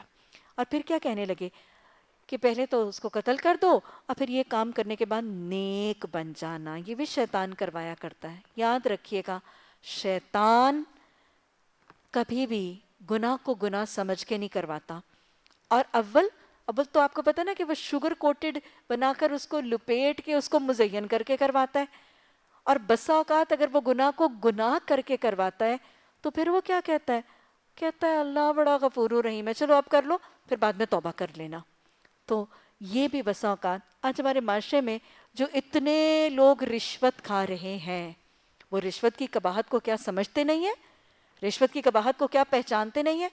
شیطان نے ان کو کون سی لوری سنا دی, شیطان ان کو یہی تو لوری سناتا ہے, کوئی نہیں ابھی رشوت کھا لو, سارا معاشرہ کھا لائے, کوئی نہیں, اسی رشوت کے مال سے تم غریبوں کے لیے پانی پلانے کا کوئی بندوبست کر دینا, کوئی مدرسہ بنا دینا, کوئی مسجد کا اہتمام کر دینا, اور پھر تم اس کے بعد نیکوکار ہو جانا. تو لہٰذا کوئی نہیں, رشوت کر لو, رشوت کھا لو, اس کے بعد اگلے سال حج کر لینا, حج تو سارے گناہوں کی بخشش کا ذریعہ ہو جاتا ہے. تو لہٰذا یہی طریقہ کار گناہوں کے راستے پر چل کر توبہ کی بے وجہ کی امید دلوانا, یہ بھی شیطان کا طریقہ ہے. اس پر ان میں سے ایک بولا, یوسف علیہ السلام کو قتل نہ کرو, پھر کچھ کرنا ہی ہے تو اسے کسی اندھے کنویں میں ڈال دو, کوئی آتا جاتا قافلہ اسے نکال لے گا. ہوتا کیا ہے, جو اللہ چاہتا ہے, اور اللہ جو چاہتا ہے اس کے لیے اللہ کیا کرتا ہے, اس کے وسیلے اسباب خود ہی بنا لیتا ہے. کبھی قافلوں کو پھیر دیتا ہے, کبھی ہواؤں کو پھیر دیتا ہے, کبھی کسی کے دل کو پلٹا دیتا ہے. قتل کی سازش ہوئی, قتل کا پلان بنا, لیکن اللہ سبحانہ تعالیٰ کیا چاہتا تھا, اللہ سبحانہ تعالیٰ یہ چاہتے تھے کہ حضرت یوسف علیہ السلام کو قتل نہ کیا جائے. اللہ نے تو ان کو چننے, ان کو برگزیدہ کرنے, ان کو نبوت, حکومت, عہدہ, اقتدار, اسلام کے نفاذ کا اور اسلام کی اشاعت کا ذریعہ بنانے کا ارادہ کیا تھا. اور اس مقصد کے لیے اللہ سبحانہ تعالیٰ چاہتے کیا تھے, صرف حضرت یوسف علیہ السلام کو فلسطین سے نکال کے مصر تک پہنچا کر حکومت دینا چاہتے تھے. ہوتا کیا ہے, جو انسان چاہتا ہے, ہوتا کیا ہے جو بڑے بڑے جتھے چاہتے ہیں, ہوتا وہ ہے جو جتھوں کا خالق مالک رازق چاہتا ہے. اور جو وہ چاہتا ہے اس کے لیے وہ اپنے وسیلے اسباب خود ہی بنا لیتا ہے. ادھر اتنے بڑے جتھے نے قتل کی سازش بنائی, یہ قتل کر کے نکالنا چاہتے تھے، اللہ صرف نکالنا چاہتا تھا، اللہ صرف یہاں سے نکال کے اب مصر تک پہنچانا چاہتا تھا۔ اللہ نے وہی کیا، انہوں نے اپنی چال چلی، اللہ نے اپنی چال چلی۔ چال کس کی چلتی ہے؟ مکرو، لوگ چال چلتے ہیں، وہ مکر اللہ واللہ خیر الماکرین۔ اللہ نے کیا بہترین چال چلی، یہاں پر اللہ نے ان بھائیوں میں سے ایک بھائی کے دل میں یہ ڈال دیا کہ قتل نہ کرو، کنویں میں پھینک دو۔ ہوتا وہی ہے جو میرا رب چاہتا ہے، جو رب چاہتا ہے اس کے لیے وہ وسیلے بنا دیتا ہے۔ ان وسائل میں سے کبھی کبھی وہ کسی کا دل پھیر دیتا ہے، کیونکہ دل کیا ہے؟ رحمان کی دو انگلیوں کے درمیان ہے نا، وہ جو چاہتا ہے پھیر دیتا ہے۔ اللہ سبحانہ تعالیٰ صرف حضرت یوسف علیہ السلام کو فلسطین سے نکال کر مصر تک پہنچانا چاہتے تھے۔ اللہ نے اپنے اذن اور اپنے فیصلے کا مکر کا چال کیا چلی، انہوں نے قتل کی چالیں چلی، اللہ نے چالیں چلنے والوں کا دل پھیر دیا، جس کی دو انگلیوں کے درمیان ان قتل کی سازش کرنے والوں کے دل تھے، اللہ نے ان کا دل پھیر کر ان کو قتل کے بجائے اندھے کنویں میں پھینکنے کا طریقہ اختیار کر دیا۔ یاد رکھیے گا، جہاں تکلیف کے راستے آ رہے ہوتے ہیں، جہاں تکلیف کا ذریعہ اللہ کی طرف سے بن رہا ہوتا ہے، وہاں میرا رحمان رب کبھی اپنے بندے کو چھوڑتا نہیں ہے، وہ تکلیف کو کاٹنے کے ذریعے اس کے ساتھ ساتھ فراہم کرتا رہتا۔ یہ بات پلے سے باندھ دیجئے، میرا رب رحمان، میرا رب حکیم ہے۔ جب وہ تکلیف دیتا ہے تو اس میں کوئی نہ کوئی حکمت اور خیر ہوتی ہے، لیکن وہ خیر اور حکمت دینے والا حکیم رب بھی بندے کو تنہا چھوڑتا نہیں ہے۔ جب وہ تکلیف کا پیش خیمہ کرتا ہے تو اس کے ساتھ تکلیف نکالنے کا سدباب وہ خود ہی فراہم کر دیتا ہے۔ یہاں پر اللہ سبحانہ تعالیٰ نے بھائیوں کے ذریعے قتل کی سازش اور اتنی بڑی تکلیف کا ذریعہ بنایا، وہاں پر اللہ نے جان کے بچانے کا وسیلہ پہلے فراہم کر دیا۔ اللہ سبحانہ تعالیٰ ہمیں ایمان عطا فرما، اللہ اپنی پہچان عطا فرما، اللہ اپنی محبت عطا فرما، اللہ اس پہچان کو اپنی اولادوں اور اپنی ذریت تک منتقل کرنے کی توفیق عطا فرما۔ اللہ اتنی بہترین پہچان عطا فرما دینا، اللہ اتنا شدید محبت عطا فرما دینا کہ اللہ ہم اٹھتے بیٹھتے تیرا ذکر کرنے والے بن جائیں، اللہ چلتے پھرتے تیرا محبت سے تعارف کرنے والے بن جائیں۔ اللہ ایسی محبت عطا فرما کہ اللہ تیرا بحیثیت محسن تعارف کرنے والے بنے۔ اللہ تجھ سے ڈرانے والے، تجھ سے خوف زدہ کرنے والے نہیں، تیری محبت دل میں ڈالنے والے بن جائیں، تیری یاد لوگوں کے دلوں میں بسانے والے بن جائیں، تیری پہچان سے لوگوں کو متعارف کرنے والے بن جائیں۔ اللہ سبحانہ تعالیٰ ایسی پہچان عطا فرما کہ زندگی کی مشکلات اور زندگی کی تکلیفیں صبر سے، شکر سے، تحمل سے اور توکل سے راضی رضا رہ کر گزارنے والے خوش قسمت بن جائیں۔ اللہ پہچان عطا فرما دے کہ تو حکیم ہے، تاکہ ہر آنے والی تکلیف میں اللہ ہمیں صبر مل جائے، ہمیں شکر مل جائے، ہم راضی برضا رہ کر تیری رضا پر چلنے والے خوش نصیب بن جائیں۔ اللہ ہم سے راضی ہو جا اور ہمیں راضی کر دے۔ ربنا لا تزغ قلوبنا بعد إذ هديتنا وهب لنا من لدنك رحمة إنك أنت الوهاب۔ سبحانك اللهم وبحمدك نشهد أن لا إله إلا أنت نستغفرك ونتوب إليك۔ سبحان ربك رب العزة عما يصفون وسلام على المرسلين والحمد لله رب العالمين۔ آمین ثم آمین۔